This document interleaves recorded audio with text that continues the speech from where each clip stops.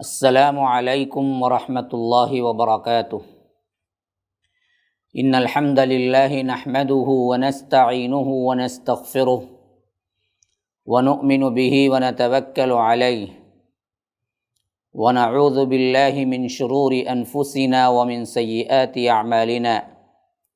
من يهده اللہ فلا مضل له ومن يضلل فلا هادی له واشهد ان لا الہ الا اللہ وحدہ لا شریک له واشهد ان محمدا عبده ورسوله اما بعد فان خیر الحدیث کتاب اللہ وخیر الہدی ہدی محمد صلی اللہ علیہ وسلم وشر الامور محدثاتها وكل محدثة بدعة وكل بدعة ضلالة وفي رواية وكل ضلالة في النار۔ فأعوذ بالله السميع العليم من الشيطان الرجيم من همزه ونفثه ونفخه۔ وَإِذِ ابْتَلَىٰ إِبْرَاهِيمَ رَبُّهُ بِكَلِمَاتٍ فَأَتَمَّهُنَّ قال إني جاعلك للناس إماما قال ومن ذريتي قال لا ينال عهد الظالمين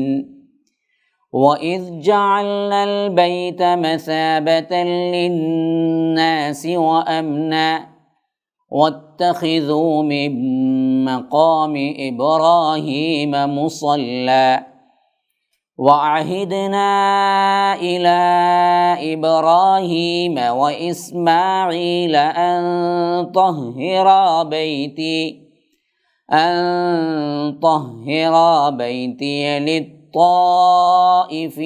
والعاكفين والركع السجود۔ وَإِذْ قَالَ إِبْرَاهِيمُ رَبِّ اجْعَلْ هَٰذَا بَلَدًا آمِنًا وَارْزُقْ أَهْلَهُ مِنَ الثَّمَرَاتِ مَنْ آمَنَ مِنْهُم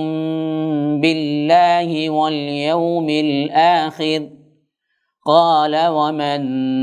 كَفَرَ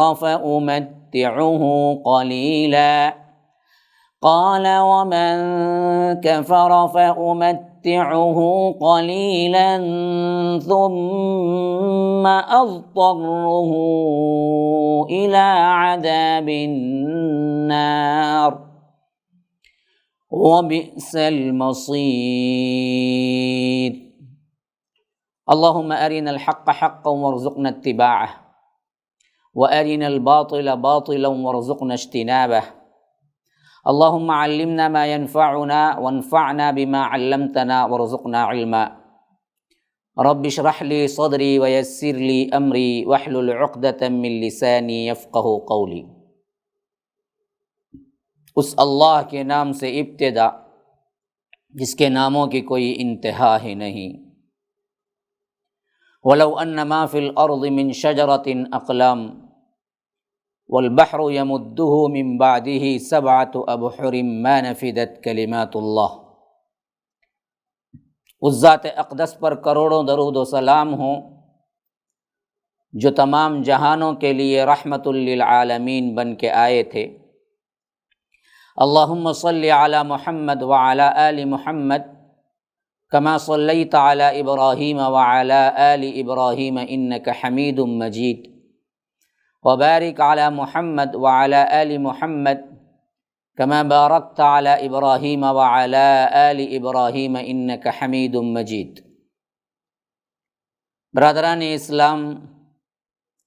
واجب الاحترام بزرگوں، دوستوں، عزیز ساتھیوں، لائق احترام ماؤں اور بہنوں،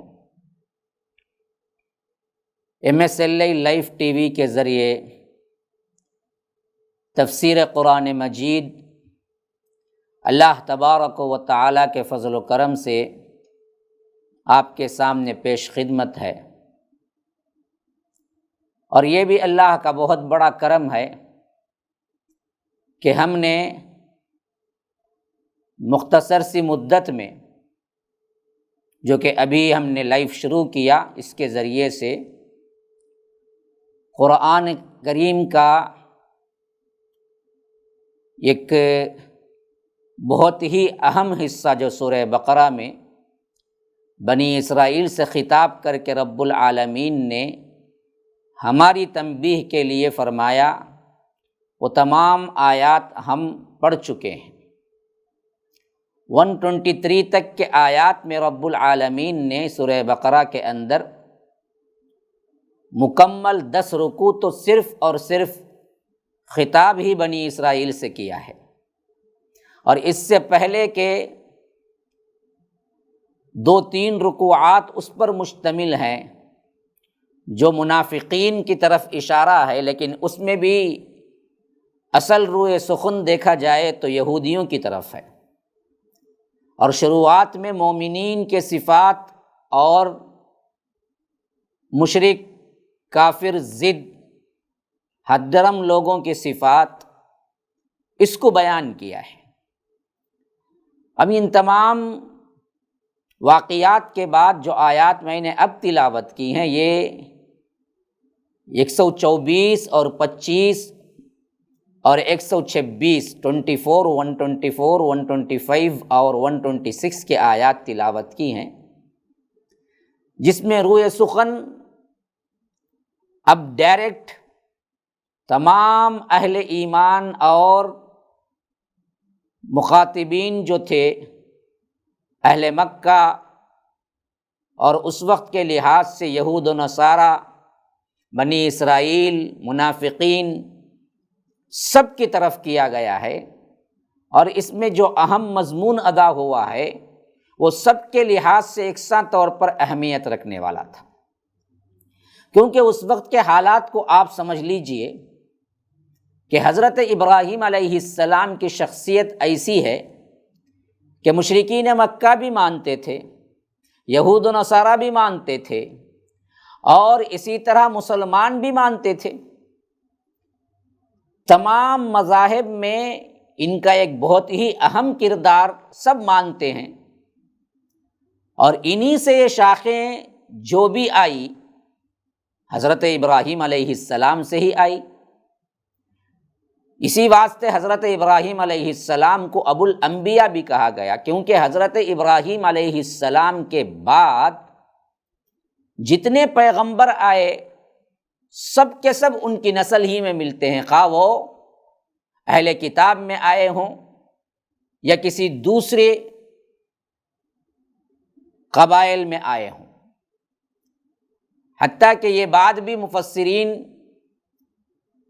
بیان کرتے ہیں کہ حضرت شعیب کا جو سلسلہ مدین والوں کا تھا،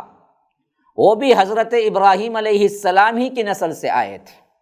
اسی واسطے حضرت موسیٰ علیہ السلام جب وہ ایک قبطی کو قتل کر دیا اور اس سلسلے میں ان کو تلاش کیا گیا، تو وہ جو وہاں سے ہجرت کر کے نکلے تو مدین آ پہنچے، اور مدین میں حضرت شعیب ہی تھے جو وہاں ملاقات کی تھی، اور جن کے ہاں انہوں نے 10 سال یا 8 سال خدمت کی، اور وہیں پر حضرت شعیب ہی کی بیٹی تھی جن سے نکاح کیا۔ تو عمومی طور پر حضرت ابراہیم علیہ السلام کے بارے میں جان لینا ضروری ہے، کیونکہ یہاں آغاز حضرت ابراہیم علیہ السلام کے فضائل سے ہوتا ہے، کیونکہ فرمایا کہ وَإِذِ ابْتَلَىٰ إِبْرَاهِيمَ رَبُّهُ، یاد کرو وہ موقع، یا اس بات کو یاد کرو جو ان کے رب نے ابراہیم علیہ السلام کو آزمایا۔ یہ آزمانے کے ایک لفظ کے اندر وہ تمام آزمائشیں آ گئی ہیں جو رب العالمین نے حضرت ابراہیم علیہ السلام کو امتحان اور ابتلا کے طور پر دیا تھا، اور ہر ایک اس میں وہ جو رزلٹ لائے تھے وہ فَأَتَمَّهُنْ سے ظاہر کر دیا کہ ہر معاملے میں انہوں نے پاس مارک نہیں، اعلیٰ مارک نہیں، 100% نہیں، بلکہ کیا ہے 200%، 100% سے اوپر بھی کوئی جملہ ہے اگر ڈکشنری میں تو اس سے بھی زیادہ انہوں نے اس کو پورا کیا، کسی میں کمی نہیں، فیل ہونے کا تو کوئی چانس ہی نہیں، فضیلت کا بھی اعلیٰ مقام تھا جو انہوں نے ان امتحانات میں اللہ تبارک و تعالیٰ کے آگے سرخرو ہوئے۔ تو اب حضرت ابراہیم کون ہے؟ کیونکہ کلام مسلسل یہودیوں کی طرف تھا، کبھی کبھی اشارے مشرکین مکہ کی طرف بھی کیے گئے، درمیان میں منافقین کی طرف بھی کیے گئے، اور بعض ہدایتیں مسلمانوں کے لیے بھی کیے گئے۔ تو اب دراصل حضرت ابراہیم علیہ السلام کا قصہ شروع ہوا ہے۔ تو یہاں پر ایک قاری کو جان لینا چاہیے کہ حضرت ابراہیم کون تھے، اور اس وقت کے لحاظ سے حضرت ابراہیم علیہ السلام کا مقام کیا تھا۔ خاص کر مشرکین عرب، جو دراصل سب سے زیادہ حصہ ان کا تھا اس وقت عرب کے اندر، وہ تو صرف ماننے والوں میں نہیں بلکہ نسلی اعتبار سے کہتے تھے کہ ہمارے دادا جد امجد جو ہیں وہ حضرت ابراہیم ہیں، کیونکہ حضرت ابراہیم کے ایک بیٹے حضرت اسماعیل عرب میں آباد ہوئے۔ خود حضرت ابراہیم نے اپنی بیوی اور حضرت اسماعیل کو وہاں پر چھوڑا تھا، جس کا ذکر کئی جگہ اللہ تبارک و تعالیٰ نے کیا ہے، اور یہاں پر بھی آ رہا ہے۔ تو وہاں پر دعا کی تھی اللہ تبارک و تعالیٰ نے، اس کا ذکر سورہ ابراہیم میں کیا ہے کہ اے اللہ، میں نے اپنی اولاد کو تیرے حکم سے کیا ہے وادی غیر ذی زرع، وہاں پر میں نے چھوڑ دیا جہاں پر کوئی چارہ نہیں اگتا، تیرا حرم وہاں پر ہے تیرے گھر کی نگہبانی کے لیے۔ تو یہاں سے ایک نسل چلی حضرت ابراہیم علیہ السلام کی، جو اولاد اسماعیل کہلائی،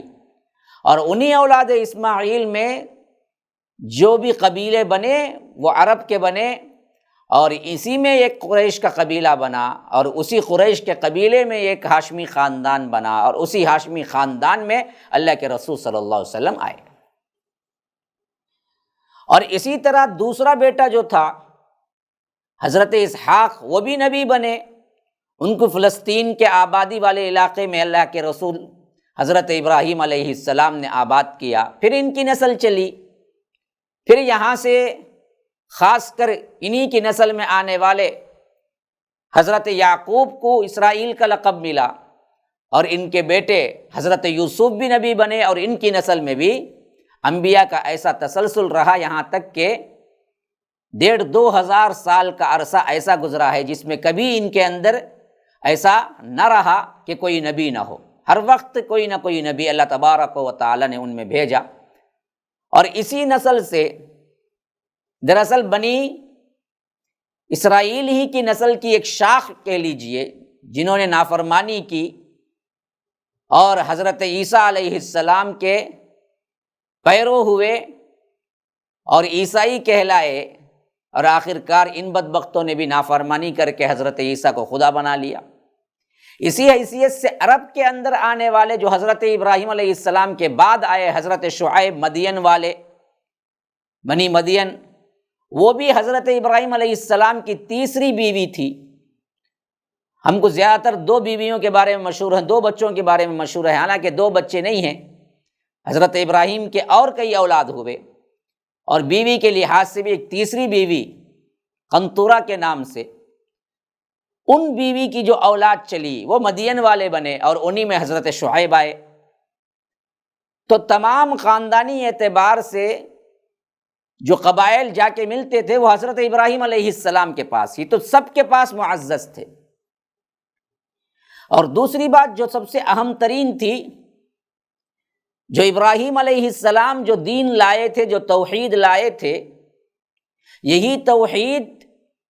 اپنے تمام قبائل، تمام وہ اولاد جو بعد میں آگے چل کر قبیلے بنے، سب کو سکھائی تھی۔ ان کا منہج اور ان کا طریقہ اور ان کا بنیاد وہی تھا جو اب محمد الرسول اللہ صلی اللہ علیہ وسلم لے کے آئے تھے۔ لیکن عجیب بات یہ تھی کہ کوئی قبیلہ اب اس پر قائم نہیں تھا، اور اسی طرح برائیوں میں، گناہوں میں ڈوب کر تورات کے احکامات کو چھوڑ چکے تھے۔ نصارہ کا بھی یہی حال تھا کہ انہوں نے بدعت ایجاد کر لی اور رہبانیت اختیار کر لی، اور ادھر عرب والے تو کیا ہیں، شرک میں کھلم کھلا حضرت ابراہیم علیہ السلام کے دین سے ہٹ گئے۔ تو ہر وہ قبیلہ جو کہ حضرت ابراہیم علیہ السلام کی نسل سے اس وقت موجود تھا، نام کے لیے تو دعوے دار تھے، لیکن حالت ان کی حضرت ابراہیم علیہ السلام کے لائے ہوئے دین پر نہیں تھے۔ خاص کر توحید، جس کے لیے حضرت ابراہیم علیہ السلام نے آگ میں جانا قبول کر لیا، جس کے لیے طرح طرح کی اذیتیں سہی، اس چوٹی کے مضمون کو سب نے بھلا دیا۔ بعینہ ہی اگر ہم ذرا سا غور کریں تو وہی حالت ہے جو حالت آج ہمارے امت مسلمہ کے فرقوں کی ہے۔ سب کا نعرہ ہے محمد صلی اللہ علیہ وسلم ہمارے رسول ہیں، ہم عاشقان رسول ہیں، ہم فلاں ہیں، ان کے مدح میں نعت اور ان کی مدح میں پتہ نہیں کیا کیا کر گزرتے ہیں، جو حدود ہوتے ہیں وہ حدود سے بھی آگے بڑھ جاتے ہیں، لیکن نام کے اعتبار سے، رسم کے اعتبار سے۔ جو اللہ کے رسول صلی اللہ علیہ وسلم جو دین لائے، جو اہم ترین مضمون لائے، جو توحید پیش کی، جس کے لیے اللہ کے رسول صلی اللہ علیہ وسلم طائف میں پتھر کھائے، جس کے لیے بدر و احد کی لڑائیاں ہوئی، جس کے لیے اپنوں سے دشمنی مول لیا، جس کے لیے اللہ کے رسول صلی اللہ علیہ وسلم نے فاقے اٹھائے، جس کے لیے اللہ کے رسول صلی اللہ علیہ وسلم کے دندان مبارک شہید ہوئے، جس کے لیے اللہ کے رسول صلی اللہ علیہ وسلم کے گھٹنے میں موج آئی، اللہ کے رسول صلی اللہ علیہ وسلم زخمی ہوئے، یہ اہم ترین مقصد توحید کا مقصد تھا، جس کے لیے اللہ کے رسول صلی اللہ علیہ وسلم نے سب کچھ کیا۔ لیکن ہم ماننے والے فرقوں میں بٹ کے سب کہتے ہیں کہ ہمارے ہی فرقے میں اللہ کے رسول صلی اللہ علیہ وسلم ہیں، ہم ہی صحیح عاشقان ہیں، لیکن کوئی توحید پہ کام نہیں کرتا، سب ہٹ چکے تھے۔ جیسے اس وقت ویسے ہی آج کے دور میں سب کا اپنا اپنا ایک منہج ہے، سب کا اپنا اپنا ایک طریقہ ہے، سب کا اپنا اپنا ایک ویژن ہے،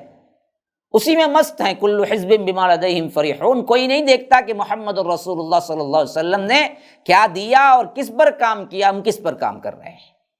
کیونکہ اصل مضمون تو ہمیں وہی ادا ہوا نا، ما آتاکم الرسول فخذوہ وما نہاکم عنہ فانتہوا واتقوا اللہ۔ دیکھو رسول جو بھی دیں لے لو، اور جس سے منع کرے رک جاؤ، یہی اصل دین ہے۔ حجۃ الوداع کے موقع پر بھی اللہ کے رسول صلی اللہ علیہ وسلم نے اسی بات کا اعلان کیا کہ ترکت فیکم امرین لن تضلوا ما تمسکتم بہما کتاب اللہ و سنتی۔ دیکھو میں دو چیزیں تم میں چھوڑے جا رہا ہوں، اگر تم اس کو مضبوطی سے پکڑ لو گے تو دنیا کی کوئی طاقت تمہیں شکست نہیں دے سکتی۔ وہ ایک اللہ کی کتاب اور دوسری میری سنت ہے۔ تو سب نے غفلت برتی، جس کے نتیجے میں آج کیا ہے، ہمارے اندر سخت ترین اختلاف ہے اور دشمن فائدہ اٹھا رہا ہے، اور ہمارا اس اختلاف کو رفع کر کے اس کی دوا کیا ہے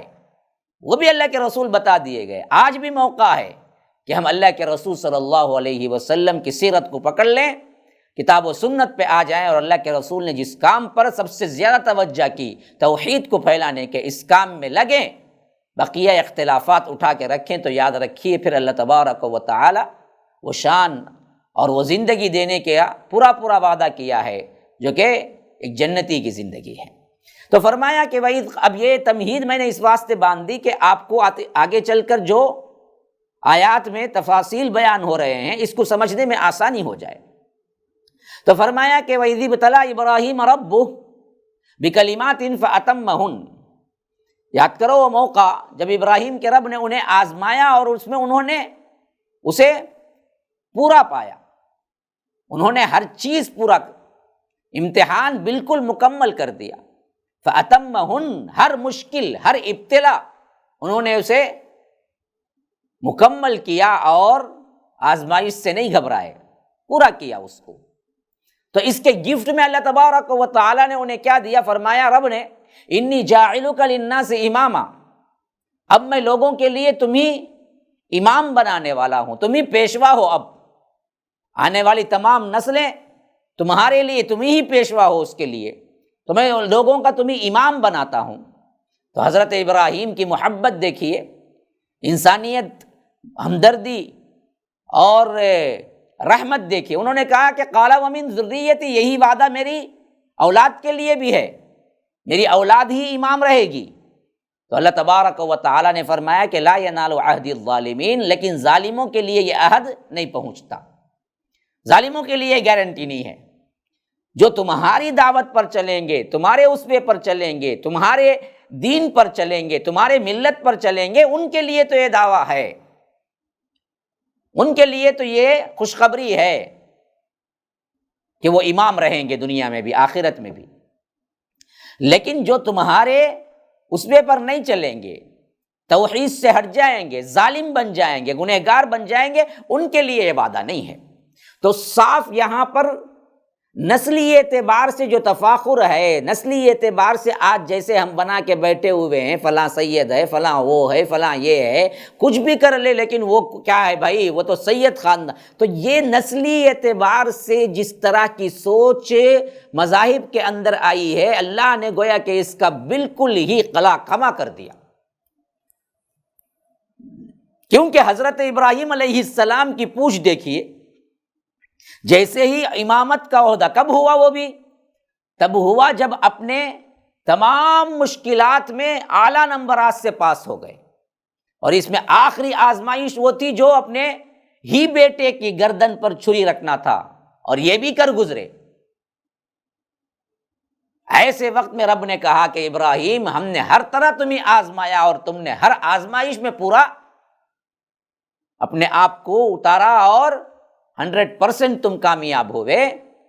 آج تمہیں امامت کا یہ عہدہ پیش خدمت ہے، لو۔ تو ابراہیم علیہ السلام نے پہلے پوچھا کہ یہ میرے لیے مخصوص ہے، میرے خاندان کے لیے بھی، میری ذریت کے لیے بھی؟ تو اللہ تبارک و تعالیٰ نے صاف بتا دیا یہ نسلی عہدہ نہیں ہے، یہ دراصل تمہارے دین اور ملت پر چلنے والوں کے لیے ہے، ورنہ تمہاری نسل سے آنے والا کوئی ظالم ہوگا تو ہم ظالم کے لیے کوئی وعدہ نہیں کرتے، کوئی عہد نہیں ہے اس کے لیے۔ تو یہ بہت بڑا سبق ہے امت مسلمہ کو۔ جب تک دین ہوگا، ایمان ہوگا، توحید ہوگی، اخلاق ہوں گے، نیکیاں ہوں گی، تبھی نسب کام دے گا۔ اگر نسب کے اعتبار سے خالی نسب ہے، شرک ہے، درگاہ پرستی ہے، بت پرستی ہے، خبر پرستی ہے، لوگوں کا مال ناحق کھاتے ہیں، پھر سید کا نعرہ لگاتے ہیں، تو اس سے کوئی فرق نہیں پڑنے والا ہے اعمال پر۔ تو اللہ تبارک و تعالی نے آزمائش کے اعتبار سے جو ان کو گفٹ دیا، وہ گفٹ صاف طور پر کہہ دیا کہ تمہاری اولاد میں سے انہی کو ملے گا جو تمہاری پیروی کریں گے۔ اور اسی طرح فرمایا دوسری جگہ، وَجَعَلْنَا فِي ذُرِّيَّتِهِمُ النُّبُوَّةَ وَالْكِتَابَ وَمِنْهُمْ مُهْتَدٌ وَكَثِيرٌ مِّنْهُمْ فَاسِقُونَ، کہ فرمایا کہ یہ لوگ، ہم نے ان کی ذریت میں کتاب نبوت رکھی، لیکن ان میں اکثر لوگ فاسق تھے۔ تو ظالم لوگوں کے لیے اس میں کوئی حصہ نہیں ہے، صاف کہہ دیا گیا۔ اور یہ بھی بتا دیا گیا کہ دنیا میں عزت اور آخرت میں جہنم سے نجات پانا چاہتے ہو تو دین اسلام جو دین ابراہیمی ہی کا اصل تکملہ ہے، اسی کو قبول کرنا ہوگا۔ اسی طرح اللہ تبارک و تعالی نے فرمایا، ما کان ابراہیم یہودیا ولا نصرانیا ولکن کان حنیفا مسلما وما کان من المشرکین ان اولی الناس بابراہیم للذین اتبعوہ وہذا النبی والذین آمنوا واللہ ولی المؤمنین۔ ابراہیم نہ یہودی تھے نہ نصرانی تھے، وہ تو توحید، موحد، مسلم تھے، اور مشرکین میں سے نہ تھے۔ بے شک لوگوں میں سب سے زیادہ ابراہیم کے حقدار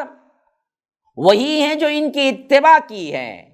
وہ کون ہیں اس وقت؟ نبی اکرم صلی اللہ علیہ وسلم اور ان کے صحابہ ہیں۔ فرمایا اللہ تعالیٰ مومنوں کا دوست ہے،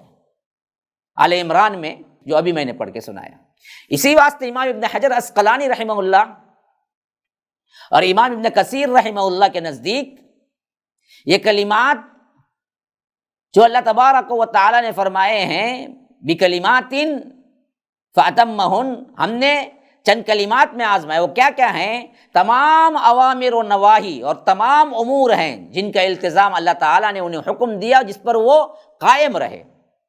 جس میں رب العالمین کے لیے خشوع و خضوع، ہجرت فی سبیل اللہ، آگ میں ڈالا جانا، حتیٰ کہ بیٹے کی قربانی کر کے اپنے آپ کو اللہ تبارک و تعالیٰ کے حوالے کر دینا۔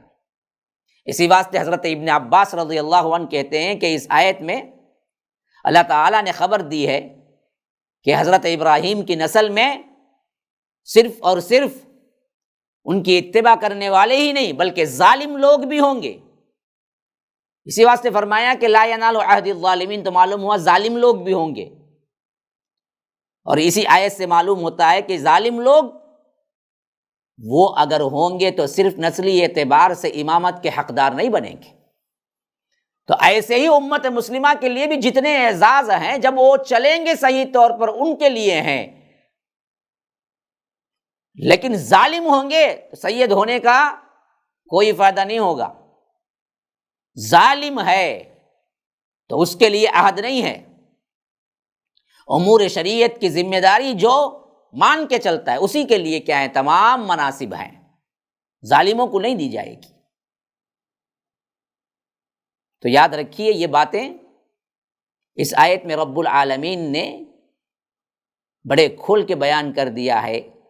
امت مسلمہ کے سبق کے لیے کہ اللہ تبارک و تعالیٰ کے اعزازات، اللہ تبارک و تعالیٰ کا اکرام، اللہ تبارک و تعالیٰ کی نوازشیں، اللہ تبارک و تعالیٰ کی رحمتیں اللہ کے ماننے والے، دین کو پکڑ کر چلنے والے، دین پر قائم رہنے والے، توحید پر رہنے والوں کے لیے ہیں، خواہ کوئی بھی نسل سے ہوں۔ لیکن اگر ان سب کے ساتھ نسل بھی بڑی اونچی ہے تو ان کے لیے واقعتاً اللہ تبارک و تعالیٰ کے بڑے بڑے انعامات ہیں، لیکن خالی خولی نسلی تفاخر اللہ تبارک و تعالیٰ کو پسند نہیں ہے۔ ھذا وباللہ التوفیق، صلی اللہ وسلم علی نبینا محمد۔ اسأل اللہ لی ولکم ولسائر المسلمین من کل ذنب فاستغفروہ انہ هو الغفور الرحیم۔ والسلام علیکم ورحمۃ اللہ وبرکاتہ۔ MSLI ٹی وی، رہنمائی بدلتی دنیا کے لیے۔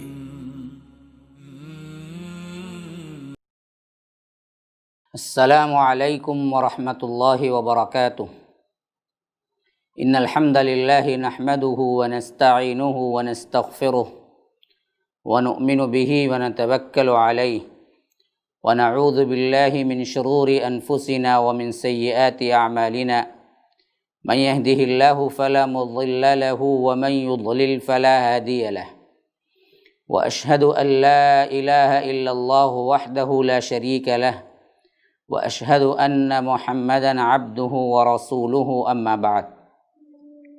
فان خیر الحدیث کتاب اللہ، وخیر الہدی ہدی محمد صلی اللہ علیہ وسلم، وشر الامور محدثاتها وکل محدثۃ بدعہ وکل بدعۃ ضلالہ، وفی روایۃ وکل ضلالۃ فی النار۔ فاعوذ باللہ السمیع العلیم من الشیطان الرجیم، من ہمزہ ونفثہ ونفخہ۔ بسم اللہ الرحمن الرحیم۔ اليوم اکملت لکم دینکم واتممت علیکم نعمتی ورضیت لکم الاسلام دینا۔ اللہم ارنا الحق حقا وارزقنا اتباعہ، وارنا الباطل باطلا وارزقنا اجتنابہ۔ اللہم علمنا ما ينفعنا وانفعنا بما علمتنا وارزقنا علما۔ رب اشرح لی صدری ویسر لی امری واحلل عقدۃ من لسانی یفقہوا قولی۔ اس اللہ کے نام سے ابتدا جس کے ناموں کی کوئی انتہا ہی نہیں۔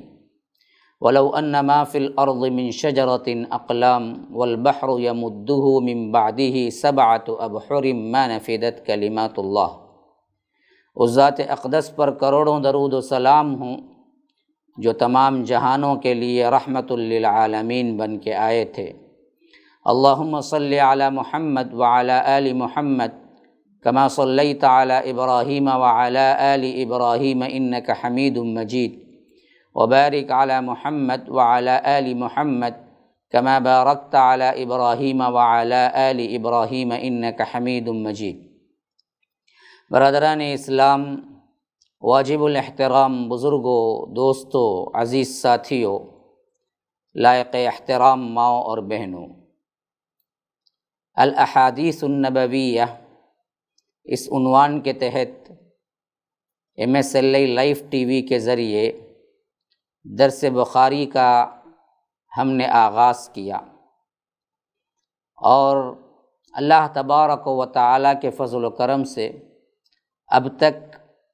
بخاری کی ہم 50 احادیث پڑھ چکے ہیں، سمجھنے کی کوشش کی ہے، اور اللہ سے دعا ہے کہ عمل کرنے کی بھی ہم کوشش کریں۔ اللہ کے رسول صلی اللہ علیہ وسلم کی احادیث مبارکہ کا یہ مجموعہ، جو کہ امت مسلمہ کا اتفاق ہے کہ اس کی ہر حدیث صحیح ہے، جس کے لیے صحت کی وضاحت کرنا ضروری نہیں ہے درس کو پڑھتے ہوئے، کیونکہ بخاری کی حدیث ہونا ہی اس بات کے لیے کافی ہے کہ یہ صحیح حدیث ہے۔ اس واسطے میں نے اس مجموعے کا انتخاب کیا، اور اس کے دروس کا اہتمام خاص طور پر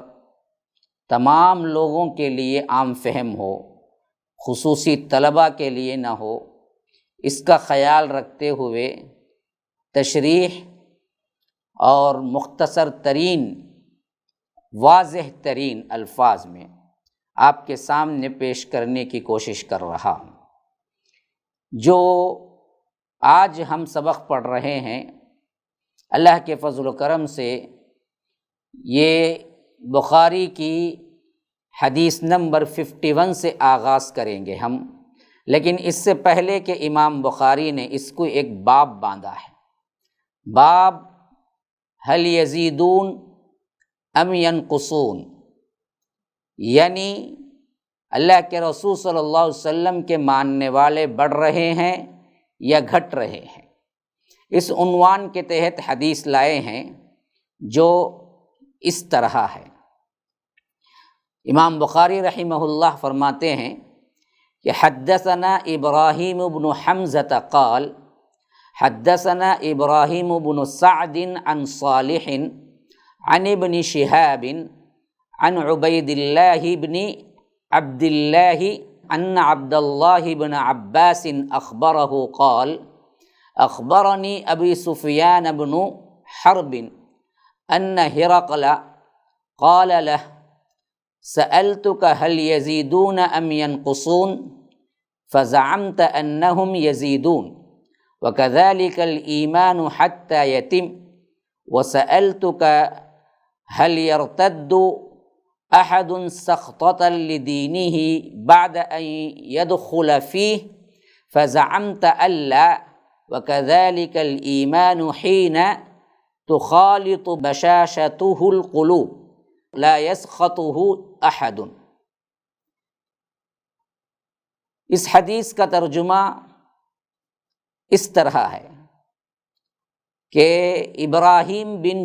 حمزہ نے بیان کیا، کہا ہم سے ابراہیم بن سعد نے بیان کیا، انہوں نے صالح بن کیسان سے روایت کر رہے ہیں، انہوں نے ابن شہاب سے، اور انہوں نے عبید اللہ بن عبداللہ سے، اور ان کو عبداللہ بن عباس نے خبر دی،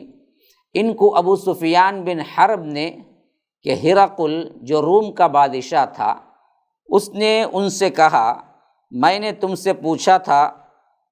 اس رسول کے صلی اللہ علیہ وسلم ماننے والے بڑھ رہے ہیں یا گھٹ رہے ہیں، تو جواب میں آپ نے بتایا کہ وہ بڑھ رہے ہیں۔ تو اس نے کہا کہ ٹھیک ہے، ایمان کی اصل میں یہی حالت رہتی ہے، یہاں تک کہ وہ پورا ہو جاتا ہے، اور میں تجھ سے پوچھا تھا کہ اس دین میں آ کر پھر اس میں سے کسی نے ارتداد کیا ہے، جان بوجھ کر اس دین سے پھر گیا ہے، تو آپ نے بتایا کہ نہیں، اور ایمان کی بھی یہی حالت ہوتی ہے کہ جب اس کی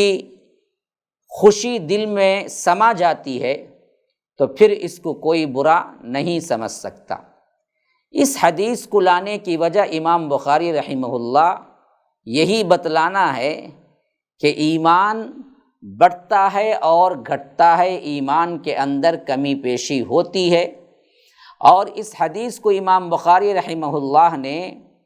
کتاب الوحی کے اندر بھی لائے ہیں، اس کے ایک ٹکڑے کو، اور یہاں پر بھی وہ ٹکڑا پھر دوبارہ لائے ہیں، جو کہ امام بخاری رحمہ اللہ کی فقہ کی دلیل ہے، سمجھ کی دلیل ہے۔ ادھر کتاب الوحی کے آخری حدیث، طویل ترین حدیث میں آخری ٹکڑا، جس میں ابو سفیان بن حرب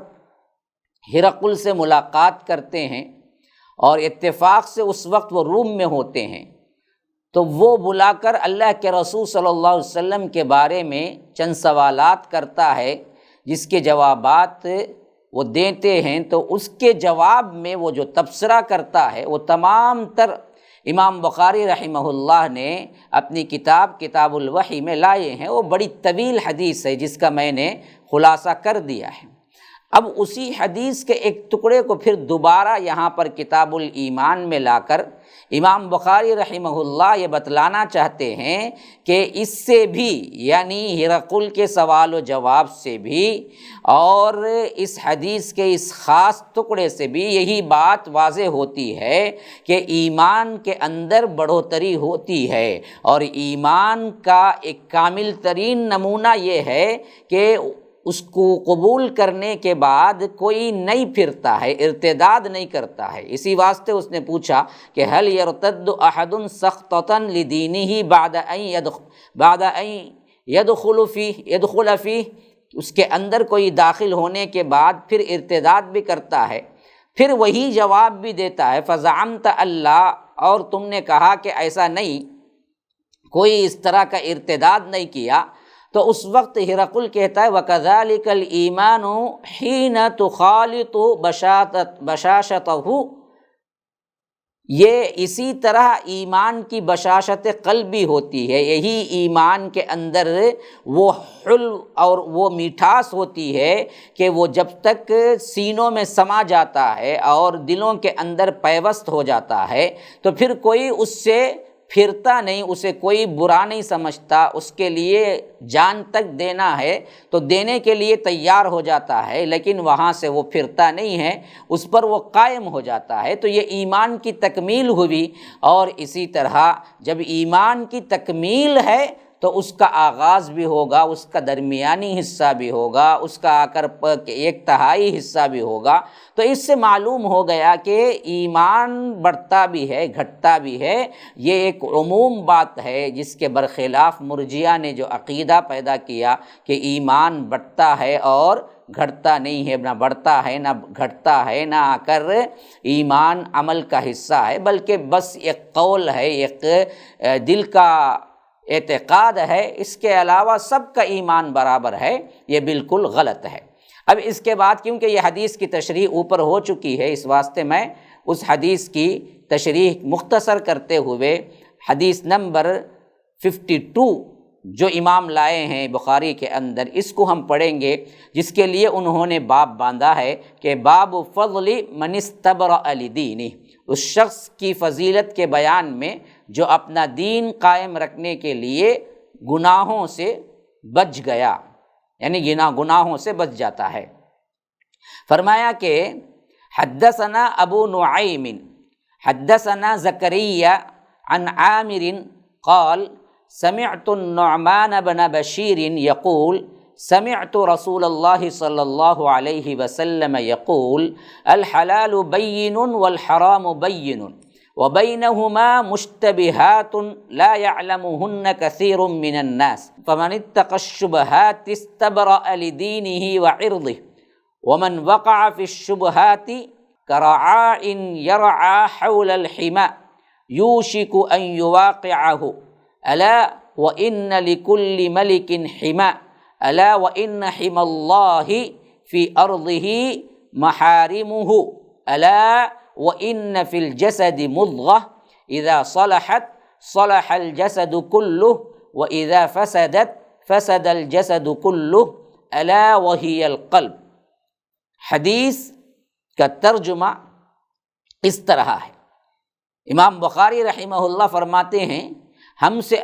ابو نعیم نے بیان کیا، کہا ہم سے زکریا نے، انہوں نے عامر سے کہا میں نے نعمان بن بشیر سے سنا، وہ کہتے تھے کہ میں نے اللہ کے رسول صلی اللہ علیہ وسلم سے سنا، آپ فرماتے تھے حلال واضح ہے، حرام بھی واضح ہے، اور ان دونوں کے درمیان بعض چیزیں ہیں جو مشتبہ ہیں، جن کو بہت سے لوگ نہیں جانتے، حلال ہیں کہ حرام۔ پھر جو کوئی ان شبہ کی چیزوں میں سے بچ گیا، شبہ میں نہ پڑا، اس نے اپنے دین اور عزت کو بچا لیا، اور جو کوئی ان شبہ کی چیزوں میں پڑ گیا تو اس کی مثال اس چرواہے کی سی ہے جو شاہی محفوظ چراگاہ کے آس پاس اپنے جانوروں کو چرائے، اور قریب ہے کہ اس چراگاہ کے اندر اس کے جانور داخل ہو جائے یا شاہی مجرم قرار پائے، تو سن لو ہر بادشاہ کی ایک چراگاہ ہوتی ہے، اللہ کی چراگاہ اس کی زمین پر حرام چیزیں ہیں، بس ان سے بچو اور سن لو۔ بدن میں ایک گوشت کا ٹکڑا ہے، جب وہ درست ہوگا تو سارا بدن درست ہوگا، اور جہاں وہ بگڑ گیا سارا بدن بگڑ گیا، الا سن لو وہ ٹکڑا دل ہے۔ امام بخاری رحمہ اللہ کتاب الایمان کے تحت پھر یہ باب باندھ کے کہ دین کو قائم رکھنے کے لیے گناہ سے بچ جانا، اس کی بھی بہت بڑی فضیلت ہے، اس واسطے یہ حدیث لائے ہیں کہ لوگوں کو معلوم ہو جائے کہ پرہیزگاری بھی ایمان کو کامل کرنے والے عملوں میں سے ہے۔ اور علامہ قسطلانی فرماتے ہیں رحمہ اللہ، اس حدیث کی بنا پر ہمارا مذہب اور مسلک یہی ہے کہ قلب ہی عقل کا مقام رکھتا ہے، اور فرماتے ہیں کہ اس حدیث کی عظمت پر علماء کا اتفاق ہے، اور یہ ان 4 احادیث میں سے ایک ہے جن پر اسلام کا دار و مدار ہے، جیسا کہ بہت سے علماء محدثین کہتے ہیں کہ یہ 4 احادیث جو بنیادی احادیث کہلائے جا سکتے ہیں، جن کو علماء محدثین نے ایک رباعی کی شکل میں بھی اس کو جوڑا ہے، تو وہ دراصل انشاءاللہ اس کی گفتگو بعد میں آئے گی۔ تو ایسے 4 احادیث سے متعلق ایک حدیث یہ بھی ہے جس میں الحلال بین والحرام بین کی حدیث اللہ کے رسول صلی اللہ علیہ وسلم نے فرمایا۔ اب اس حدیث کو آپ ذرا سمجھنے کی نظر سے دیکھیں کہ کتنے اہم ترین اصول بتلائے ہیں اللہ کے رسول صلی اللہ علیہ وسلم۔ فرماتے ہیں کہ الحلال بین والحرام بین، حلال جو چیزیں ہیں وہ واضح ہیں، حرام جو چیزیں ہیں وہ واضح ہیں۔ اس واسطے حرام کے معاملے میں بھی کوئی شبہ نہیں ہو سکتا، حلال کیا کیا ہے اس میں بھی شبہ نہیں۔ شبہ کہاں ہوتا ہے؟ جہاں انسان کو، مسلمان کو یہ تکلیف پیش آتی ہے کہ یہ حرام ہے یا حلال ہے۔ اب وہ حرام یا حلال ہے یہ جو سمجھنے میں اسے تکلیف آتی ہے اسے کہتے ہیں مشتبہات، شبہ والی چیزیں۔ اور اس میں اللہ کے رسول صلی اللہ علیہ وسلم نے فرمایا کہ لا یعلمہن کثیر من الناس، یا دوسری جگہ فرمایا کہ لا یعلمہا کثیر من الناس، کہ اس کو اکثر لوگ نہیں جانتے۔ یہ نہیں کہا کہ کوئی نہیں جانتا، بلکہ یہ کہا کہ اکثر لوگ نہیں جانتے، یعنی اس کے بارے میں علماء جانتے ہیں، علم والے جانتے ہیں، عوام نہیں جانتے۔ تو جہاں تک جو جانتا ہے وہ جانتا ہے، جو نہیں جانتا ہے اس کے لیے بہت ہی بہترین راہ کیا ہے؟ جہاں شبہ ہو وہ چھوڑ دے۔ اس کے لیے اللہ کے رسول صلی اللہ علیہ وسلم نے دوسری حدیث میں ہمیں بتایا کہ دع ما یریبک الی ما لا یریبک، شک و شبہ والی چیز کو چھوڑ کر وہ کام کرو جس میں شک نہ ہو۔ عمومی طور پر ہم جب شک کی چیزوں میں پڑتے ہیں وہاں سے ہی ہمارے دین اور ہماری عزتوں میں خطرات آتے ہیں۔ یہ بہت اہم اور بہترین اصول ہے۔ عوامی اعتبار سے بھی اور ان سب لوگوں کے لیے بھی جو خاص طور پر صرف سوالات کے کریدنے میں لگے رہتے ہیں، یہ کیسا، وہ کیسا، یہ کیسا مولوی صاحب، وہ کیسا مولوی صاحب۔ دیکھیے یہ کیسا کا سوال اٹھتا ہے نا، تو یہ ایک شبہ ہے، اس شبے کو وہیں روک دو، کیونکہ حلال میں کیسے یا حلال میں کر سکتے ہیں کیا، عمومی طور پر سوال نہیں آئے گا۔ شراب حرام ہے، سب کو معلوم ہے۔ اسی طرح آپ کے اعتبار سے کھانے پینے کی چیزوں میں گائے ہے، بکرا ہے، مرغی ہے، حلال ہے۔ اب وہاں جب جاتا ہے بندہ، جس میں آ کر اس کو سمجھنے میں دقت ہوتی ہے، وہاں علماء سے پوچھ لے، یا نہیں جہاں پوچھنے کا کوئی بھی راہ نہیں ہے، تو وہاں پر وہ اس سے بچ جائے۔ مینڈک، اب دیکھیے مینڈک دراصل کیا ہے، ایک مختلف ہی مسئلہ بن گیا۔ حلال چیزیں ہیں حلال ہیں، حرام چیزیں ہیں حرام ہیں، جہاں مختلف ہی مسئلہ ہے وہاں پر آپ رک جائیں، یہ سب سے بہتر طریقہ ہے۔ اسی لیے فرمایا کہ فَمَنِ اتَّقَى الشُّبُهَاتِ اسْتَبْرَأَ لِدِينِهِ وَعِرْضِهِ، جو کوئی شبہات سے بچ گیا وہ دراصل کیا ہے، اپنے دین کو بھی اور اپنی زمین کو بھی، یعنی عزت کو بھی بچا لیا۔ عزت بھی محفوظ ہو جاتی ہے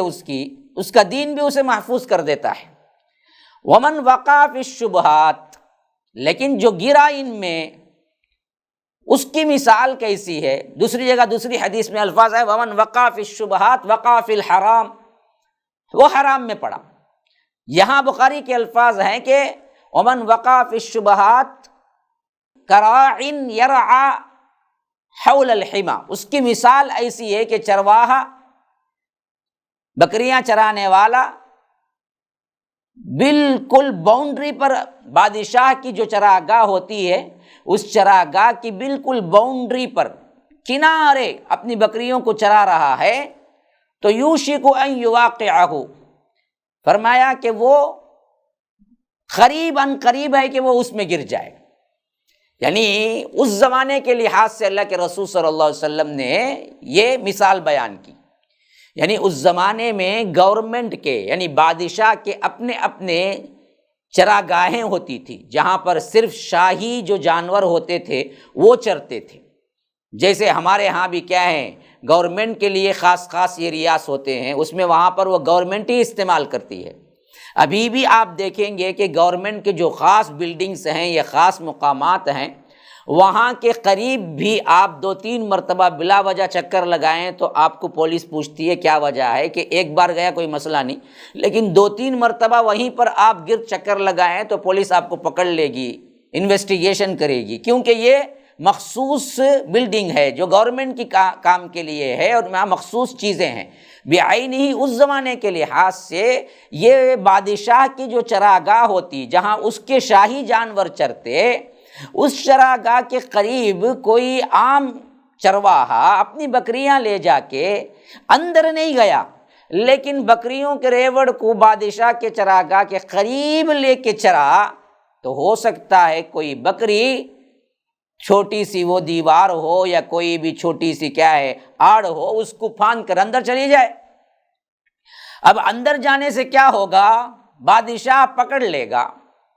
بادشاہ پکڑنے سے کیا ہوگا، ایک تو سزا بھی ہوگی اسے، دوسرا اس کا مال بھی جائے گا، وہ بکری جو پھاند کے اندر گئی ہے اس کو بھی ضبط کر لے گا۔ تو اس کے اور تشریحات انشاءاللہ میں اگلی مجلس میں پیش کروں گا، تب تک کے لیے اجازت دیجیے۔ ھذا وباللہ التوفیق، وصلی اللہ وسلم علی نبینا محمد۔ اسأل اللہ لی ولکم ولسائر المسلمین من کل ذنب فاستغفروہ انہ هو الغفور الرحیم۔ والسلام علیکم ورحمۃ اللہ وبرکاتہ۔ MSLI TV، رہنمائی بدلتی دنیا کے لیے۔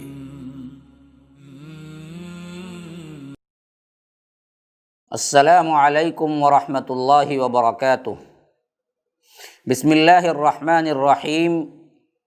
الصلاۃ والسلام علی اشرف الانبیاء والمرسلین نبینا محمد وعلی آلہ وصحبہ اجمعین وعلی من تبعہم بإحسان الی یوم الدین، وبعد۔ برادران اسلام،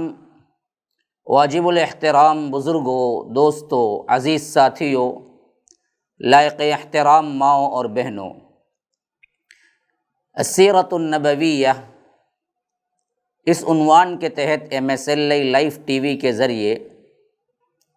آپ لوگوں کو سیرت کا درس تسلسل کے ساتھ پیش خدمت ہے دیا جا رہا ہے۔ گزشتہ کا جو درس آپ کے سامنے گزرا، اس میں ہم نے دیکھا کہ اللہ کے رسول صلی اللہ علیہ وسلم مدینے سے نکلتے ہیں اس اعلان کے ساتھ کہ فلاں جگہ قافلہ قریش کا آ رہا ہے، اور ان کے اس نیت کے پیچھے، یعنی خاص کر اس قافلے کی تجارت کے پیچھے مسلمانوں کو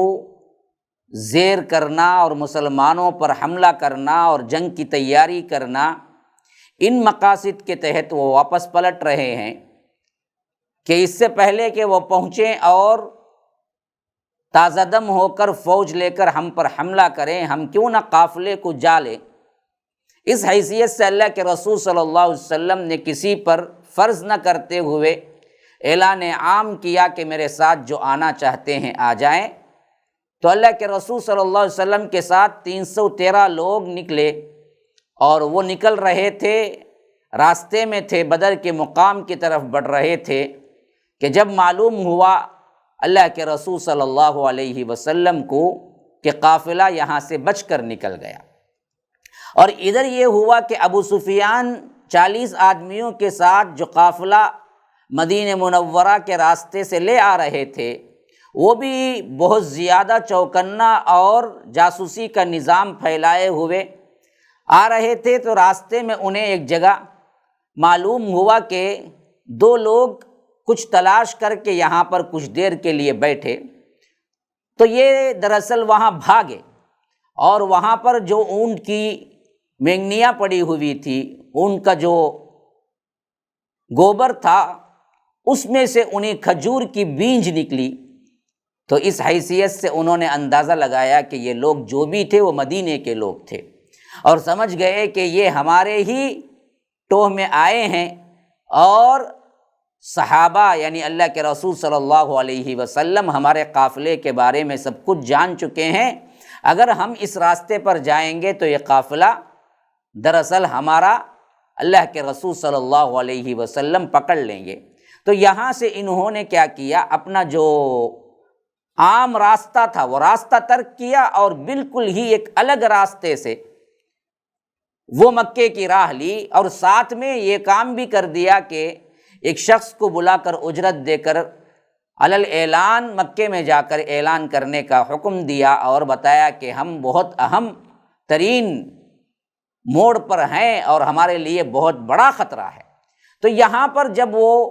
زمزم بن عمر جو نامی شخص اجرت لے کے پہنچا اور وہاں یہ اعلان کیا، تو وہاں سے 1300 افراد پورے تن تنے کے ساتھ، تناوٹ کے ساتھ اتراتے ہوئے،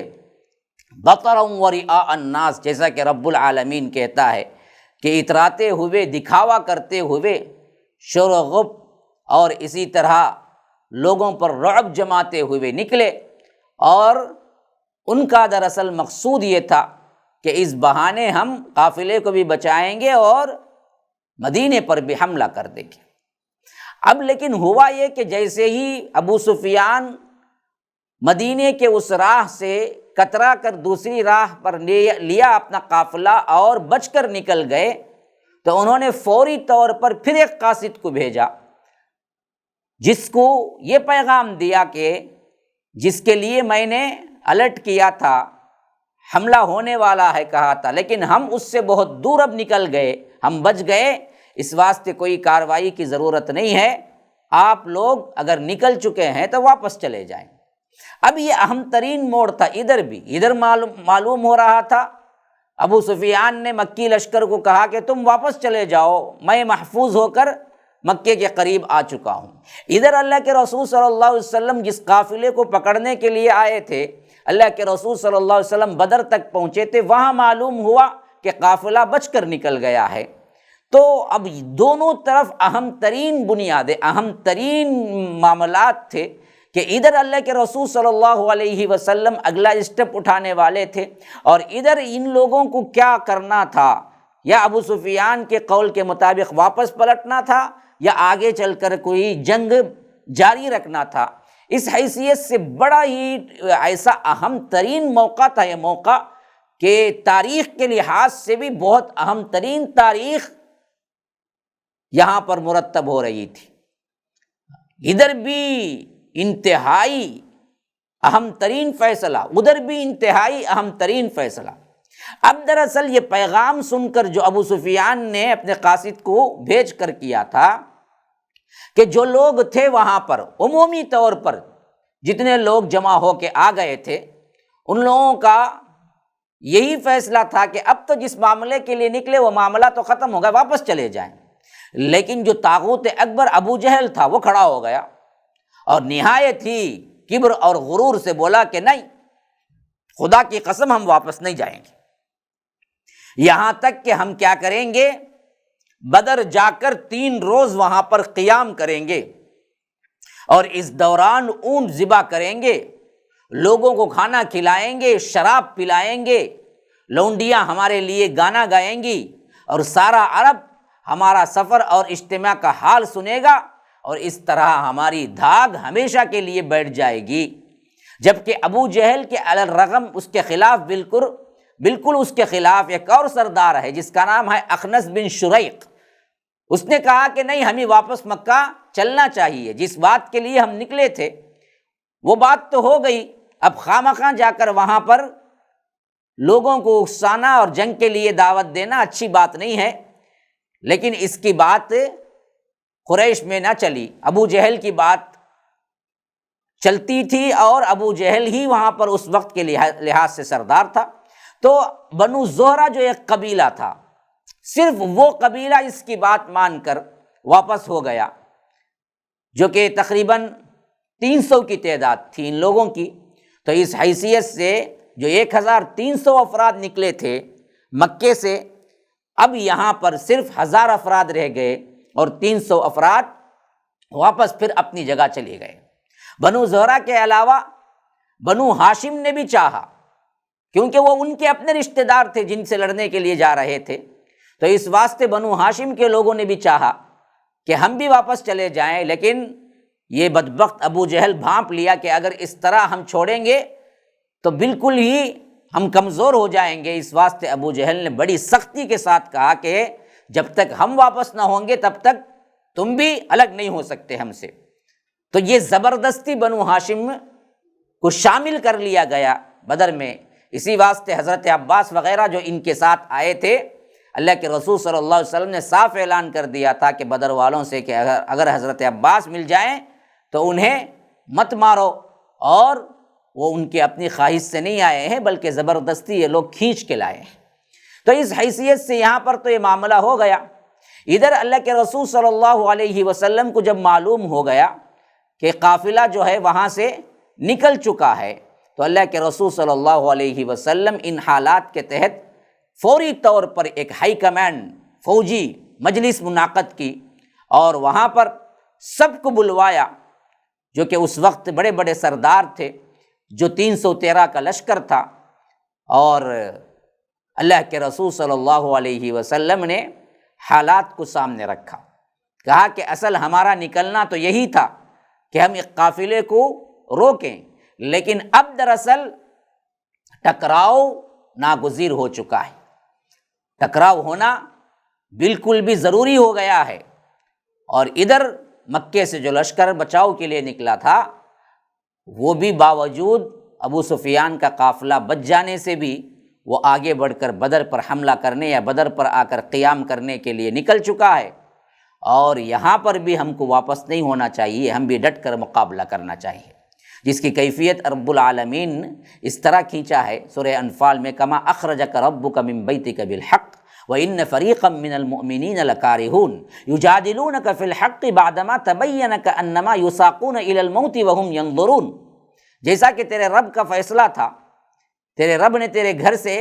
حق کے ساتھ تجھے نکالا اور مومنین کا ایک گروہ ناگوار سمجھ رہا تھا، اور تجھ سے حق کے بارے میں اس کے واضح ہو چکنے کے بعد بھی جھگڑ رہے تھے، گویا وہ آنکھوں دیکھتے موت کی طرف ہانکے جا رہے تھے۔ کچھ کمزور ایمان والے وہ بھی تھے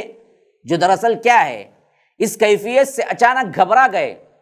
اور ان کی حیثیت ایسی ہو گئی کہ ہم تو سمجھے 40 افراد کا چھوٹا سا قافلہ ہے، جیت یقینی ہے، مال زیادہ آئے گا، لیکن اب تو ایک لشکر سے مقابلہ سن کر ایسا لگا کہ گویا کہ موت سامنے آ گئی ہے۔ لیکن ایمان والے جو صحابہ تھے، ان لوگوں کی حیثیت، ان لوگوں کی حالت بالکل ہی عجیب تھی۔ جہاں تک قائدین لشکر کا تعلق ہے، اس میں ابو بکر صدیق رضی اللہ عنہ وہ اٹھے اور نہایت ہی اچھی بات کہی۔ پھر حضرت عمر خطاب رضی اللہ عنہ اٹھے اور انہوں نے بھی بڑی عمدہ بات کہی۔ پھر اس کے بعد حضرت مقداد بن عمر وہ اٹھے اور عرض پرداز ہوئے کہ اللہ کے رسول صلی اللہ علیہ وسلم، اللہ نے آپ کو جو راہ دکھلائی ہے اس پر رواں دواں رہیے، ہم آپ کے ساتھ ہیں، اللہ کی قسم ہم آپ سے وہ بات نہیں کہیں گے جو حضرت موسیٰ سے بنی اسرائیل نے کہا تھا کہ فَاذْهَبْ أَنْتَ وَرَبُّكَ فَقَاتِلَا إِنَّا هَاهُنَا قَاعِدُونَ، تم اور تمہارا رب جا کر لڑو، ہم یہاں بیٹھ کر کیا ہیں، تماشا دیکھتے ہیں۔ ہرگز یہ بات نہیں کہیں گے، بلکہ ہم یہ کہیں گے کہ آپ اور آپ کے پروردگار ساتھ چلیں اور ہم بھی لڑیں گے، ہم اپنی جان دیں گے اور آپ کے ساتھ ہی رہیں گے۔ اس ذات کی قسم جس نے آپ کو حق کے ساتھ مبعوث فرمایا ہے، اگر آپ ہم کو برگے غمات تک لے چلیں گے تو ہم راستے میں لڑتے بھڑتے آپ کے ساتھ وہاں تک پہنچ جائیں گے، ہم کبھی پیچھے نہیں ہٹیں گے۔ اللہ کے رسول صلی اللہ علیہ وسلم نے ان کے حق میں بھی کلمہ خیر کہا، ان کی اچھائی بیان کی، ان کو دعا دی۔ لیکن مسئلہ یہ تھا کہ یہ تینوں کمانڈر جنہوں نے کہا، ابو بکر صدیق اور اس کے بعد حضرت عمر، پھر اس کے بعد حضرت مقداد، تینوں کے تینوں مہاجرین تھے۔ لیکن اللہ کے رسول صلی اللہ علیہ وسلم چاہتے تھے کہ انصار بولیں، کیونکہ انصار کی تعداد ہی لشکر میں زیادہ تھی، اور انصار سے ہی رائے معلوم کرنا ضروری تھا، کیونکہ وہی لوگ تھے جنہوں نے یہ وعدہ کیا تھا کہ ہم مدینے کے اندر آپ کے بچاؤ کی ہر ممکن کوشش کریں گے، اپنے مال اولاد سے زیادہ ہم آپ کی خیر خواہی چاہیں گے۔ لیکن یہاں مسئلہ یہ تھا کہ مدینے کے اندر یہ لڑائی نہیں ہو رہی تھی، یہ مدینے سے دور بدر کے مقام پہ ہو رہا تھا، تو یہاں پر ان کا وہ وعدہ نہیں تھا جو وعدہ وہ مدینے کے اندر کے لیے کیے ہوئے تھے۔ تو اللہ کے رسول صلی اللہ علیہ وسلم چاہتے تھے کہ اصل بوجھ بھی انہی کی شانوں پر پڑنے والا ہے، انہی کی اکثریت ہے، اور ان کا جو وعدہ تھا وہ وعدہ بھی مدینے کے اندر کا تھا، یہ باہر کا معاملہ ہے۔ اس واسطے انصار بھی کھل کے کہیں کہ ہم سپورٹ کر رہے ہیں، تو یہ لشکر کے لیے بہت اچھی بات ہوگی۔ تو اب یہ چیز انصار کے جو بڑے تھے شاید وہ لوگ بھی سمجھ چکے تھے، کیونکہ عقل مند کے لیے اشارہ کافی ہے۔ اللہ کے رسول صلی اللہ علیہ وسلم جب تینوں سردار مہاجرین بات کر لیے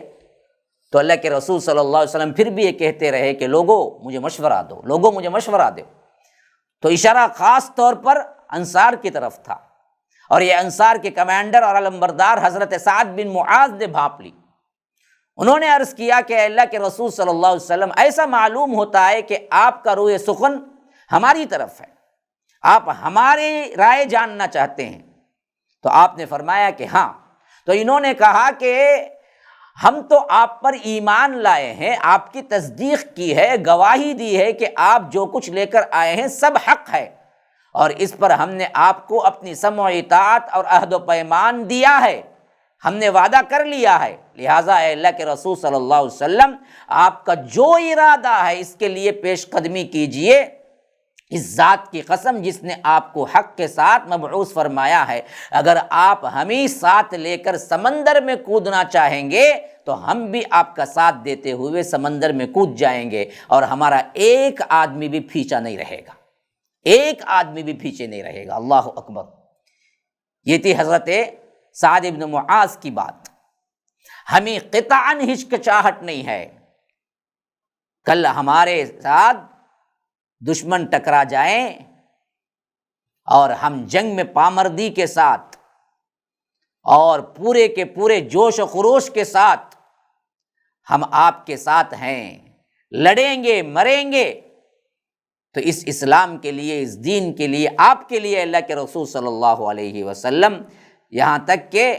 ہم آپ کو وہ جوہر دکھلائیں گے جس سے آپ کی آنکھیں ٹھنڈی ہو جائیں گی، بس آپ جیسے چاہیں حکم کریں، جہاں چاہیں ہمیں لے جائیں، ہم کوئی جنگ سے کترانے والے لوگ نہیں ہیں۔ ایک روایت میں تو یوں الفاظ ہیں حضرت سعد بن معاذ کے کہ اللہ کے رسول صلی اللہ علیہ وسلم سے عرض کیا کہ غالباً آپ کو اندیشہ ہے کہ انصار اپنا فرض سمجھتے ہیں کہ وہ آپ کی مدد محض اپنے مدینے کے اندر کریں، اس لیے میں انصار کی طرف سے بول رہا ہوں، یعنی پوری بات بھانپ لی۔ کہا کہ اللہ کے رسول، شاید آپ سوچ رہے ہیں کہ بیعت کے حساب سے ہم کو مدد کرنا صرف مدینے کے اندر فرض ہے،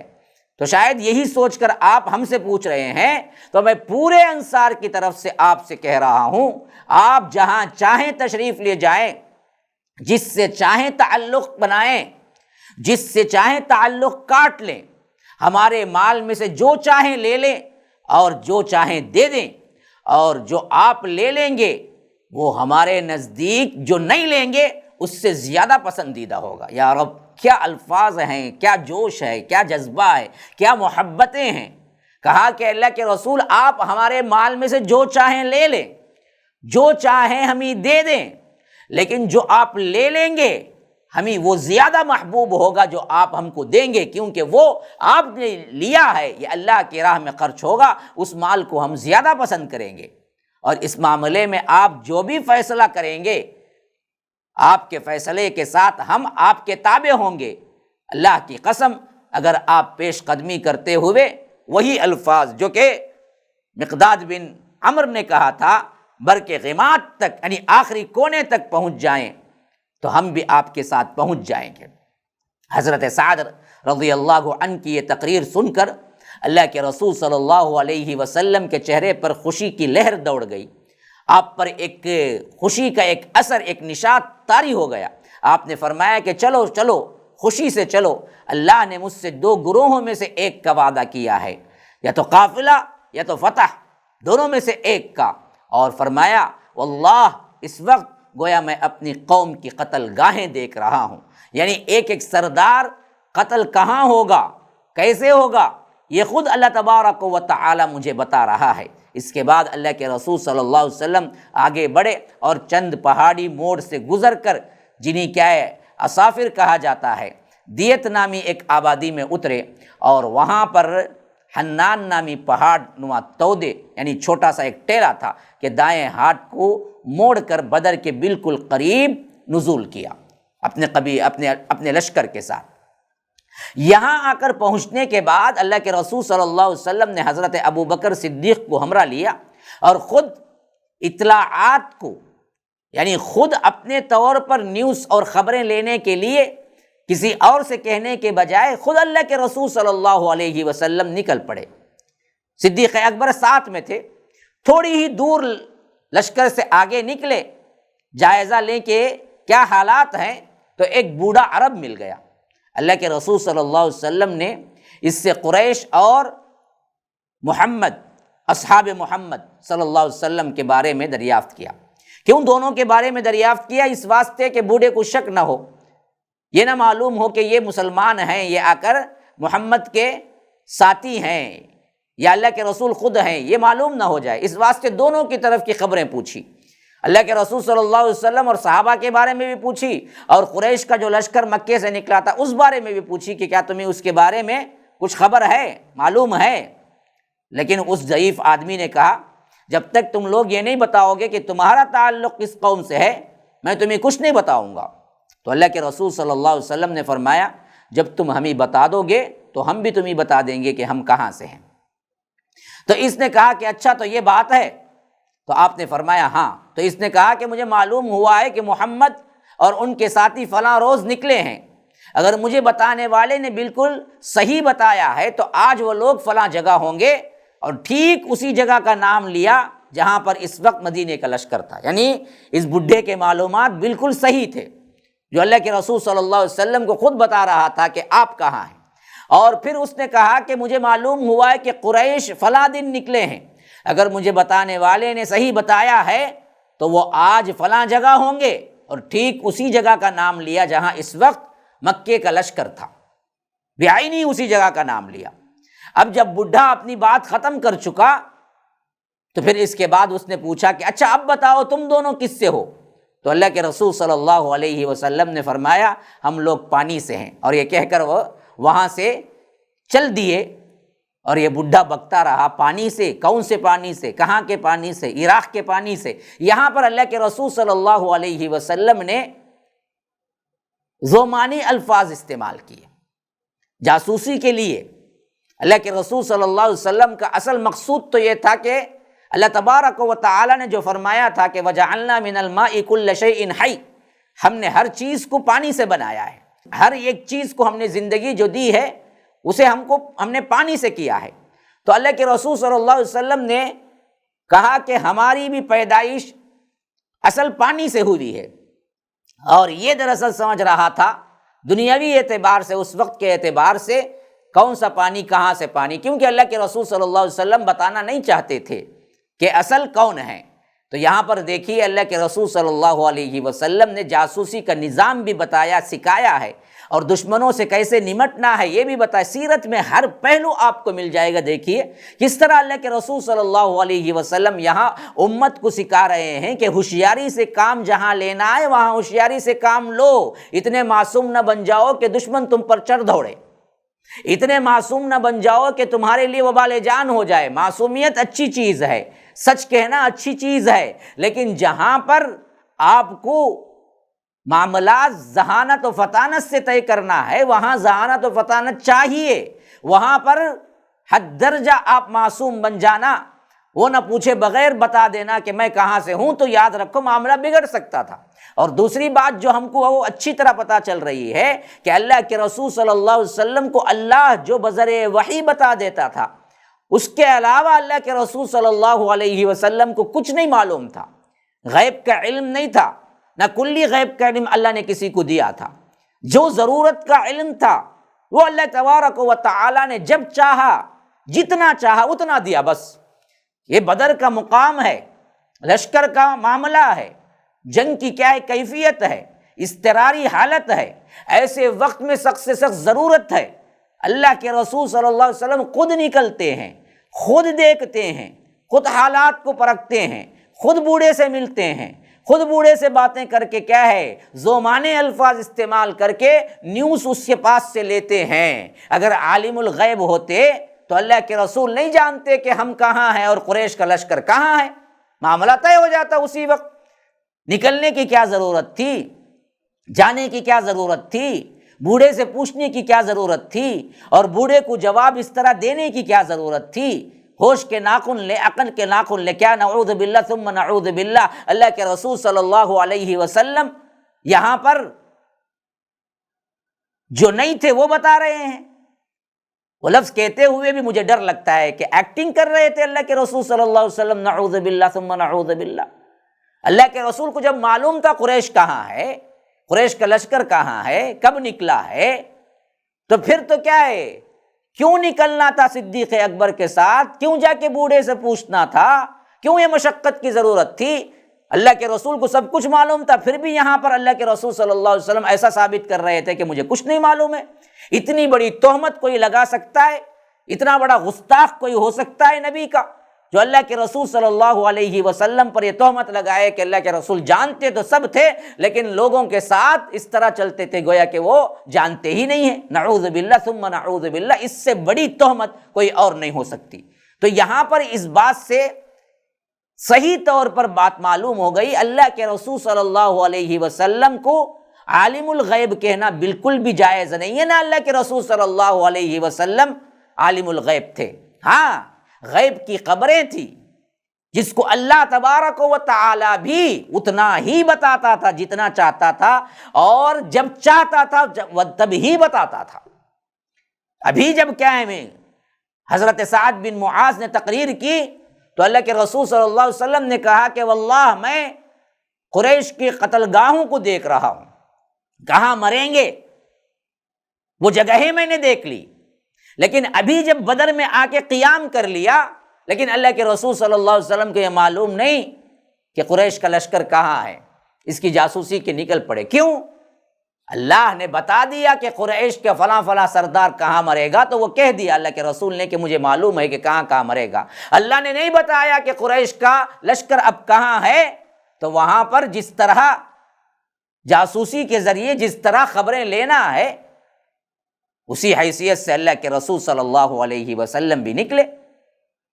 اور بتایا۔ تو اس حیثیت سے سب سے اہم ترین بات، یہ بات ذہن میں رکھ لیجئے، اللہ کے رسول صلی اللہ علیہ وسلم کی تمام سیرت مبارکہ ایسی ہے جس سے آپ اپنی زندگی کا ہر مسئلہ حل کر سکتے ہیں، اور عام طور پر انسانی مزاج کے اعتبار سے کیا ضروری ہے اور کیسے چلنا ہے، اسی حیثیت سے اللہ کے رسول صلی اللہ علیہ وسلم نے اپنی زندگی گزاری اور پیغام دیا۔ یہ نہیں کہ یہ کوئی معجزاتی طور پر پوری زندگی گزار لی۔ اگر ایسا ہو جاتا تو یاد رکھو آج ہر کوئی کہہ سکتا تھا کہ بھائی نبی تو تھے وہ، ان کو تو اللہ کی طرف سے ڈائریکٹ کیا ہے علم غیب تھا، تو وہ سب کچھ جانتے تھے، انہوں نے اس طرح زندگی گزاری۔ ہم کچھ نہیں جانتے تو ہم کیسے زندگی گزاریں گے اور نمونہ کیسے بنیں گے؟ صاف انکار کر دیتے، اور نمونہ بن بھی نہیں سکتے تھے۔ جن کو سب کچھ معلوم ہے وہ زندگی گزارنے کا طریقہ اور وہ زندگی گزارنے کے لحاظ سے بالکل ہی الگ گزاریں گے۔ جو نہیں جانتا ہے اس کے لیے مشکلیں آئیں گی۔ تو اللہ کے رسول عالم الغیب تھے تو وہ اسوہ ہمارے لیے کیسے بن سکتے ہیں؟ اللہ تبارک و تعالی نے عالم الغیب بنا کے نہیں اتارا۔ اسی واسطے تدبیر،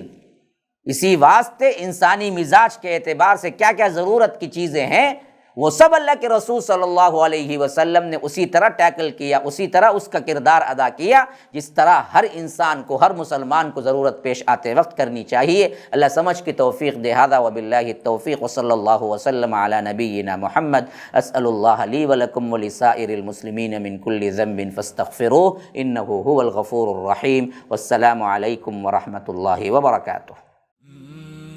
MSLI TV، رہنمائی بدلتی دنیا کے لیے۔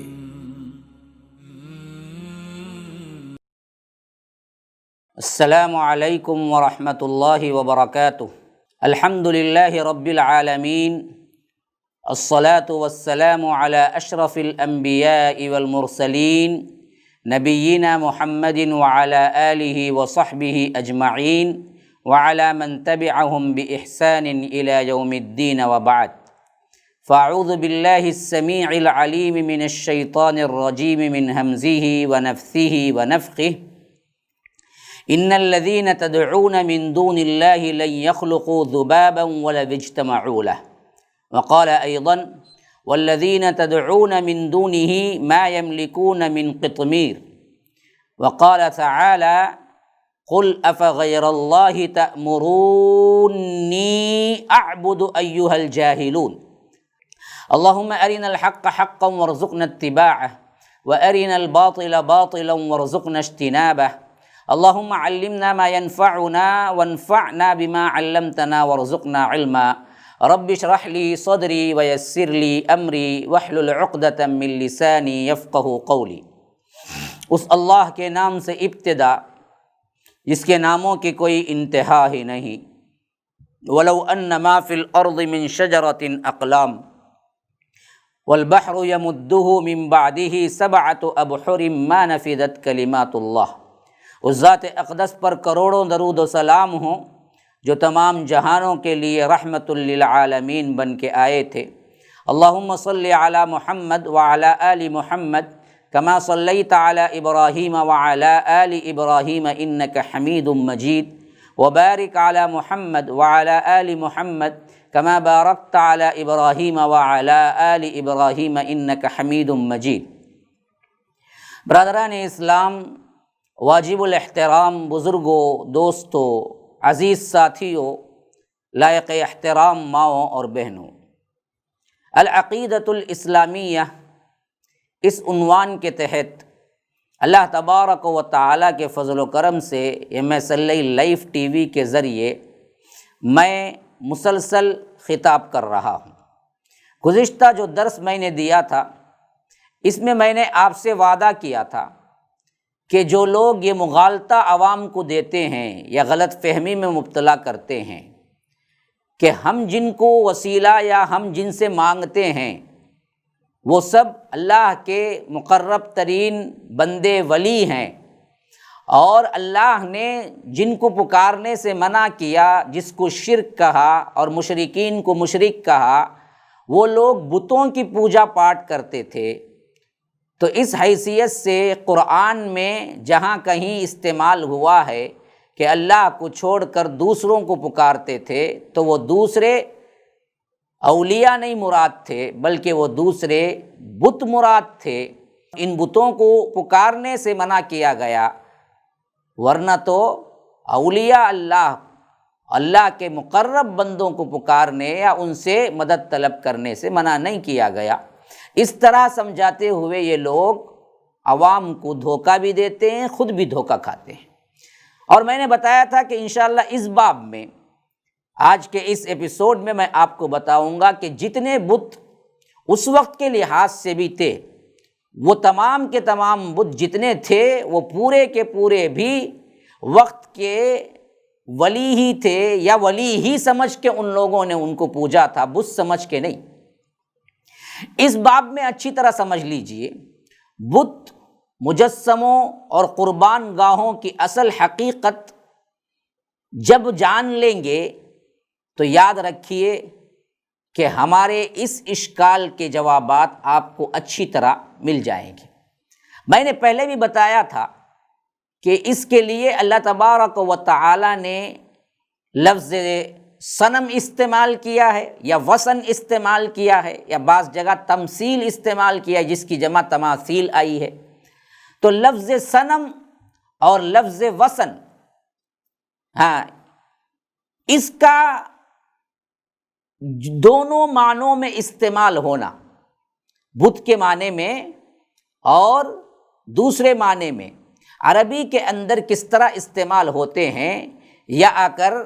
ان دونوں کے معنی کے اندر کیا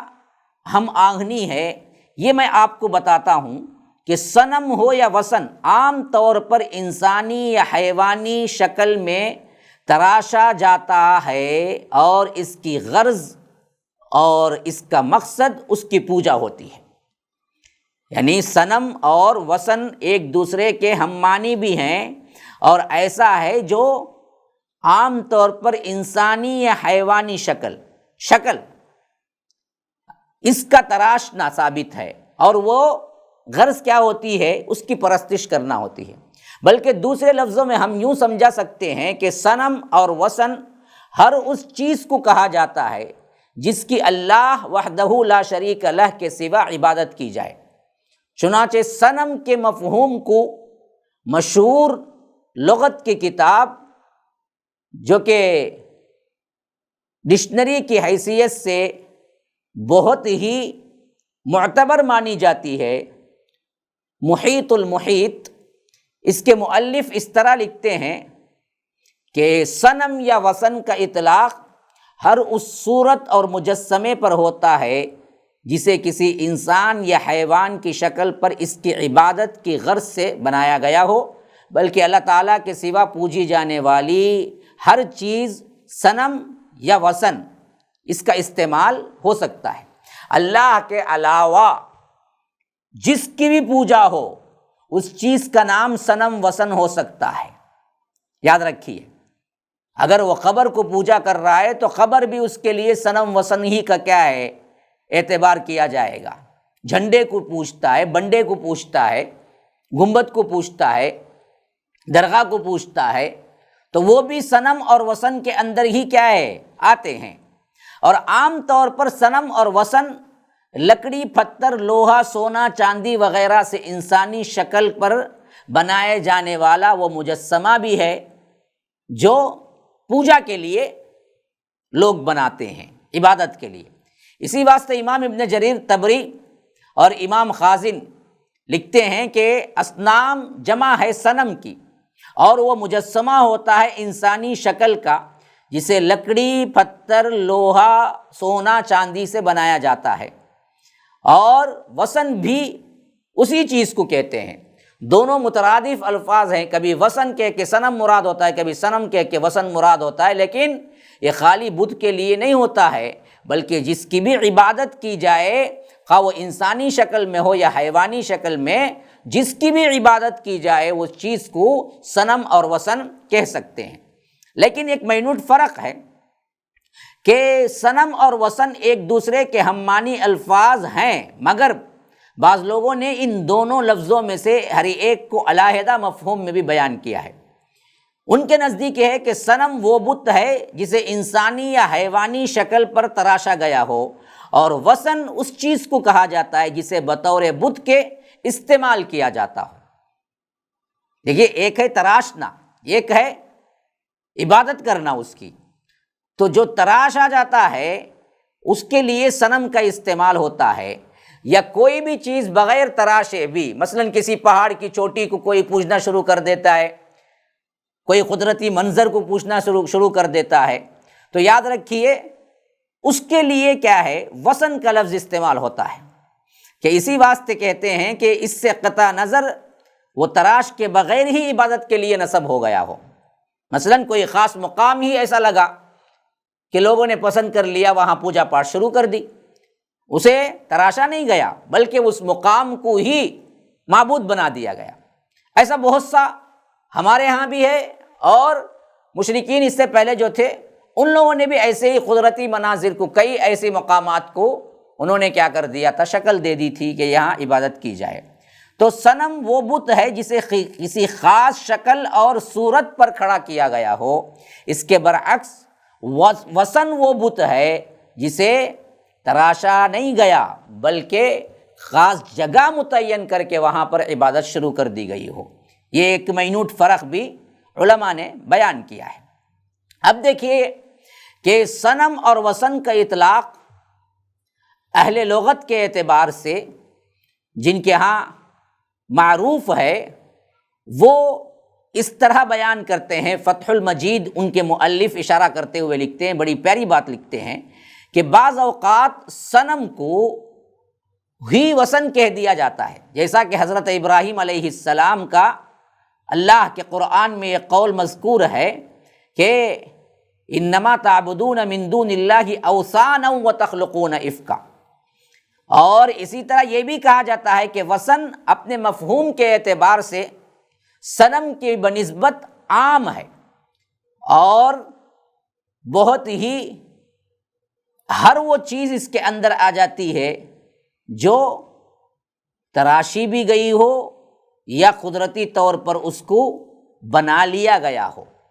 لیکن خاص طور پر صنم کو وثن اس واسطے کہا جاتا ہے کہ جس میں کوئی خاص حیت کی چیز جو کہ تراشی نہ گئی ہو، پھر بھی اس کو انہوں نے عبادت کے لیے بنا دیا یا عبادت کے لیے مزین کر لیا۔ حتیٰ کہ قبروں کے لیے بھی لفظ وثن کا استعمال ہوتا ہے۔ یہ ہمارا قول نہیں ہے، یہ علماء کا قول ہے۔ تو واضح رہے کہ وثن کا اطلاق جب قبر پر ہوتا ہے تو اس میں ہر قبر شامل نہیں ہوتی، بلکہ صرف وہی قبر وثن کہلائے گی جس کی عبادت کی جاتی ہے۔ ہاں، قبرستان کی ہر قبر وثن نہیں کہہ سکتے، لیکن وہ قبر وثن ہوگی جس سے اللہ تبارک و تعالیٰ نے روکا۔ حضرت ابراہیم نے اسے لفظ استعمال کیا، انما تعبدون من دون اللہ، اللہ کو چھوڑ کر تم نے کیا بنا لیا؟ وثن بنا لیا۔ ہاں، وثن صنم ہی کی ایک شکل ہے، بت ہی کی ایک شکل ہے، اور وثن قبر کو بھی بولی جاتی ہے جب اس کو عبادت کے لیے بنا لیا جائے، قبرستان کی قبروں کو نہیں۔ جیسا کہ اللہ کے رسول صلی اللہ علیہ وسلم، دیکھیے یہ سب سے اہم ترین دلیل ہے جو کوئی انکار نہیں کر سکتا۔ عن ابی ہریرہ عن النبی صلی اللہ علیہ وسلم، کہ اللہ کے رسول صلی اللہ علیہ وسلم سے روایت کرتے ہوئے کہتے ہیں کہ اللہ کے رسول نے فرمایا، اللہم لا تجعل قبری وثنا، الہی میری قبر کو وثن نہ بنا دے کہ لوگ میری قبر کی طرف عبادت گاہ بنا لیں یا میری قبر کو عبادت کی جگہ بنا لیں۔ ہاں، لعن اللہ قوما اتخذوا قبور انبیائہم مساجد، اللہ اس قوم پر لعنت کرے جنہوں نے انبیاء کی قبروں کو مسجدیں بنا لیا۔ اب بات آ گئی بہت کھل کر کہ خالی صرف بت کے اوپر لفظ وثن کا استعمال نہیں ہوتا، اور خالی صرف کیا ہے تراشی ہوئی لکڑی یا انسانی یا حیوانی شکل پر ہی صنم کا، وثن کا، بت کا لفظ استعمال نہیں ہوتا، بلکہ قبر بھی جو پوجا پاٹ کے لیے مخصوص کر دی جائے، جتنی درگاہوں میں قبریں ہیں جو پوجا کی جا رہی ہیں، یا کوئی اور جگہ کی قبریں ہیں جو پوجا ہو رہی ہے وہاں پر پکارا جا رہا ہے، وہ بھی صنم اور وثن ہی ہے، بت ہی ہے، یاد رکھیے۔ کیونکہ صحیح حدیث، جو حدیث میں نے ابھی پیش کیا تھا، جو مسند احمد کے اندر بھی آئی ہے اور موطا کے اندر بھی آئی ہے، اس میں اللہ کے رسول صلی اللہ علیہ وسلم نے صاف کہا کہ لا تجعل قبری وثنا، اے اللہ میری قبر کو یہ لوگ عبادت گاہ نہ بنا لیں، وثن نہ بنا لیں، بت نہ بنا لیں۔ اور اللہ نے اللہ کے رسول کی دعا کو قبول کیا، آج تک بحفاظت محفوظ ہے، وہاں کوئی نہ عرس ہوتا ہے، نہ سندل لے کے جاتا ہے، نہ وہاں کوئی بدعت کر سکتا ہے۔ اللہ نے اپنے وہ بندوں کے ہاتھوں میں دیا ہے جو اللہ کے رسول صلی اللہ علیہ وسلم کی اس قبر کی حفاظت کر رہے ہیں۔ اسی واسطے ہم دیکھتے ہیں شیخ عبد الرحمن بن حسن کہتے ہیں کہ یہ حدیث اس امر پر دلیل ہے کہ وثن قبر یا قبر کے اوپر بنائے گئے گنبد اور چبوترے کو بھی کہا جاتا ہے، جسے قبر پرست شخص اپنی عبادت کے لیے براہ راست تصرف میں لاتا ہے۔ کیوں؟ اسی لیے اللہ کے رسول نے لا تجعل قبری وثنا کا مطلب قبر کے اوپر گنبد بنا کے، قبر کے اوپر چبوترے بنا کے، قبر کے اوپر قندیل بنا کے، قبر کے اوپر شمع بنا کے، قبر کے اوپر چبوترا بنا کر بیٹھ کے عبادت کرنا، یہ تمام چیزیں اس میں شامل ہوتی ہیں۔ تو اسی واسطے کہتے ہیں کہ بنائے گئے گنبد ہوں، چبوترے ہوں، ان سب کو بھی وثن ہی کہا جاتا ہے۔ اور اسی طرح تصویریں بنا کر ان تصویروں پر بھی پوجا پاٹ ہوتی ہے، تو اس کو بھی وثن کہا جاتا ہے۔ دیواروں پر تعظیم اور توقیر کے خاطر لٹکائی گئی تصاویر ہوں، یا بعض اوقات عبادت کے لیے بڑی عزت کے ساتھ ان پر عود بتی جلا کر یا ان کے لیے کیا عبادت کے مراسم ادا کرتے ہیں، تو یاد رکھو ان تصاویر کو بھی وثن کا اطلاق ہو جاتا ہے۔ کیونکہ اسی طرف اشارہ کرتے ہوئے امام ابن جریر الطبری رحمہ اللہ لکھتے ہیں کہ کبھی دیوار وغیرہ پر بنائی گئی انسانی شکل و صورت کی تصاویر کو بھی صنم اور وثن کہہ دیا جاتا ہے۔ امام طبری رحمہ اللہ صاف کہتے ہیں۔ اور اسی طرح اوثان وثن کی جمع ہے، اور وثن تھان کو بھی کہتے ہیں، تھان کو۔ یاد رہے کہ ایک صنم ہوتا ہے اور ایک وثن۔ اگر کسی جن، فرشتے، پیغمبر، شہید، بزرگ، ولی کی صورت بنا کر اس کی پرستش کی جائے تو اسے صنم پرستی کہیں گے، اور کسی مکان، جگہ، پہاڑ، دریا، جنگل، ٹیلا، پتھر، کاغذ، لکڑی وغیرہ کو غیر اللہ کے نام کا مقرر کر کے اس کو پوجیں گے، تو اس کے لیے وہ اللہ تبارک و تعالیٰ کے لیے جو مخصوص کام ہیں وہ کریں گے۔ تو یہ فعل جو ہوگا خود بخود تو تیار نہیں کیے، اس کے لیے خاص تراشا نہیں گیا، لیکن تراشی ہوئی یا آ کر پسند کی ہوئی جگہوں کو بنا لیا، تو اس کو وثن پرستی کہا جائے گا۔ اب بات سمجھ میں آ گئی؟ اللہ نے جو بعض دو الفاظ قرآن میں استعمال کیے ہیں، وثن اور صنم، اصنام اور اوثان، اس کے بارے میں اچھی طرح بات آپ کے سامنے کھل کے سامنے آ گئی کہ خالی بت کو ہرگز بھی نہیں کہا جاتا، بلکہ ہر وہ چیز جس کی عبادت کی جاتی ہے وہ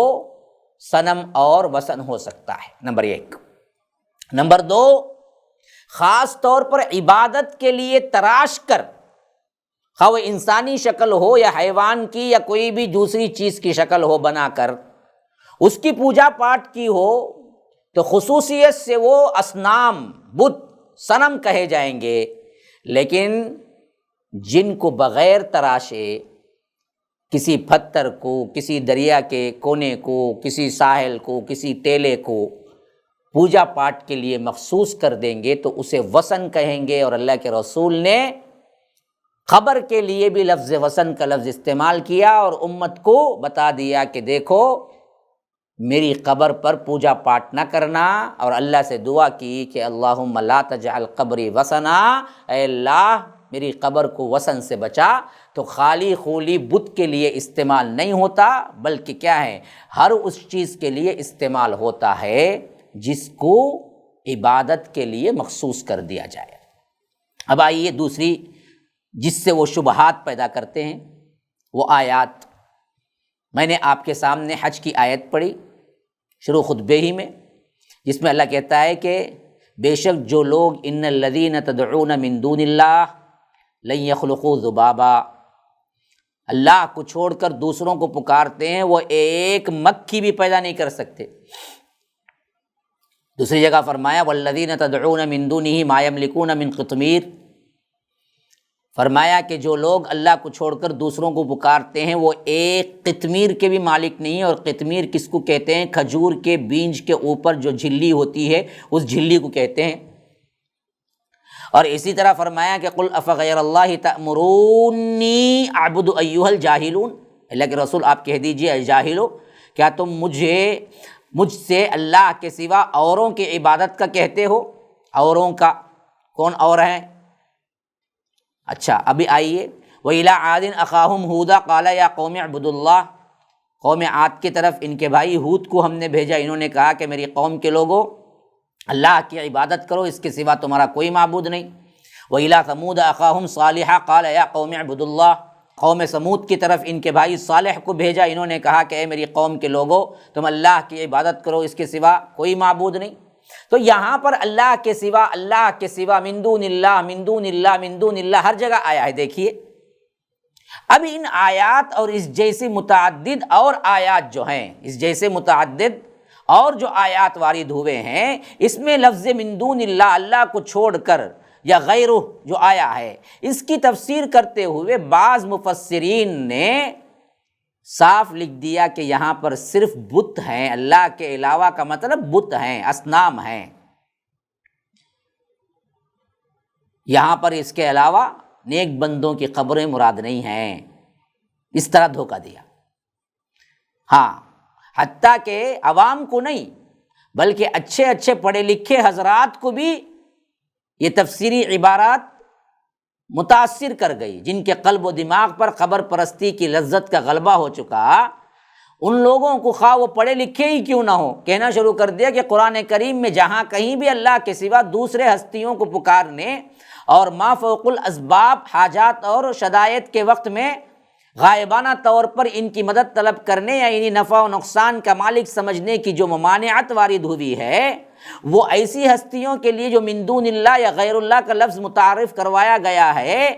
یہ صرف اور صرف اس سے مراد اصنام ہیں، ہمارے ولی اللہ نہیں ہیں۔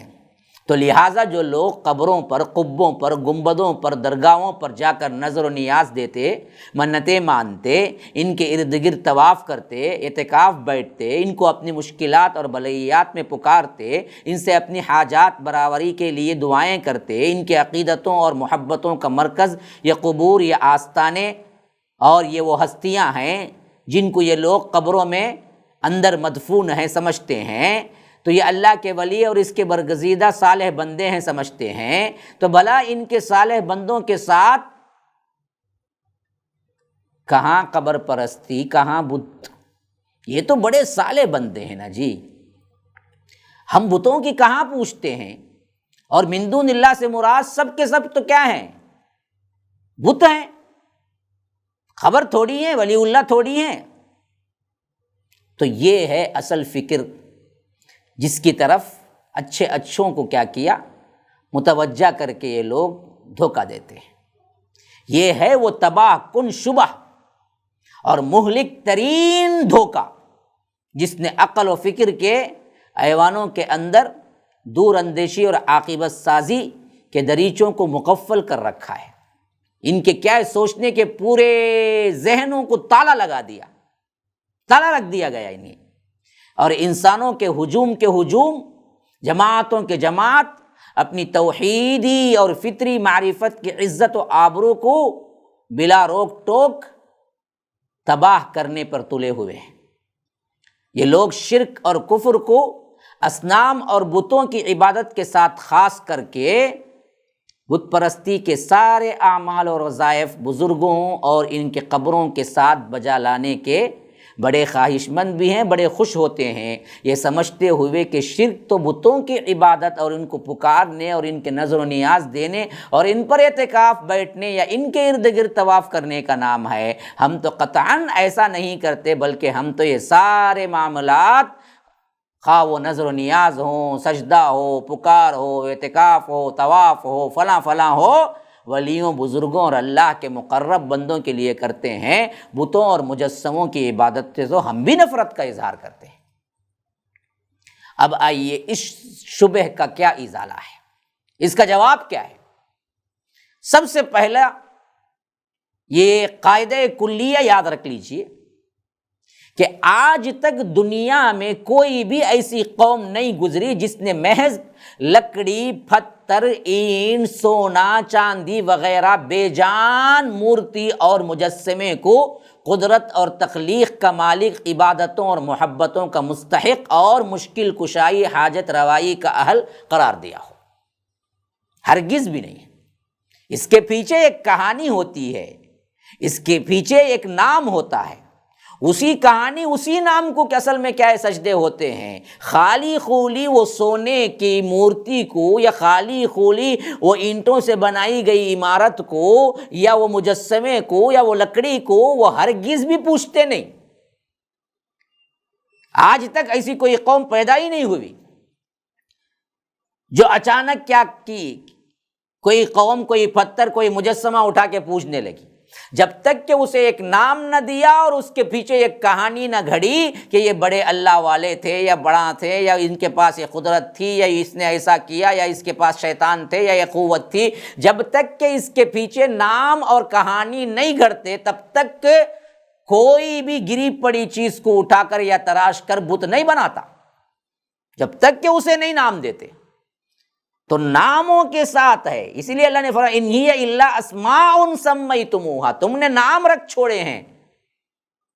تو نام سے ہی اصل کام ہے، ورنہ تو بغیر کسی نام کے مورتی بنا کر نام نہ نشان وہ بت کا عبادتیں شروع ہو گئی، ہرگز بھی ایسی بات نہیں ہے۔ تو پہلے قاعدہ کلیہ سمجھ لیجئے، کبھی آج تک دنیا میں ایسی قوم نہیں گزری جس نے محض ایک لکڑی، پتھر، اینٹ، سونا، چاندی وغیرہ بے جان مورتیاں اور مجسمے بنا کر بغیر کوئی نام یا کہانی کی نسبت دیے آپ کیا ہیں عبادت کرنے شروع کر دیے ہوں، ایسا کبھی نہیں ہوا۔ تو اس کے پیچھے نام ہوتا ہے۔ تو اب کن کے نام رکھ کے لوگ بت بنائے، وہ انشاءاللہ اگلی مجلس میں اور وضاحت کے ساتھ بات آئے گی۔ تب تک کے لیے اجازت دیجیے۔ ھذا وباللہ التوفیق، صلی اللہ وسلم علی نبینا محمد۔ اسأل اللہ لی ولکم ولسائر المسلمین من کل ذنب فاستغفروہ انہ هو الغفور الرحیم۔ والسلام علیکم ورحمۃ اللہ وبرکاتہ۔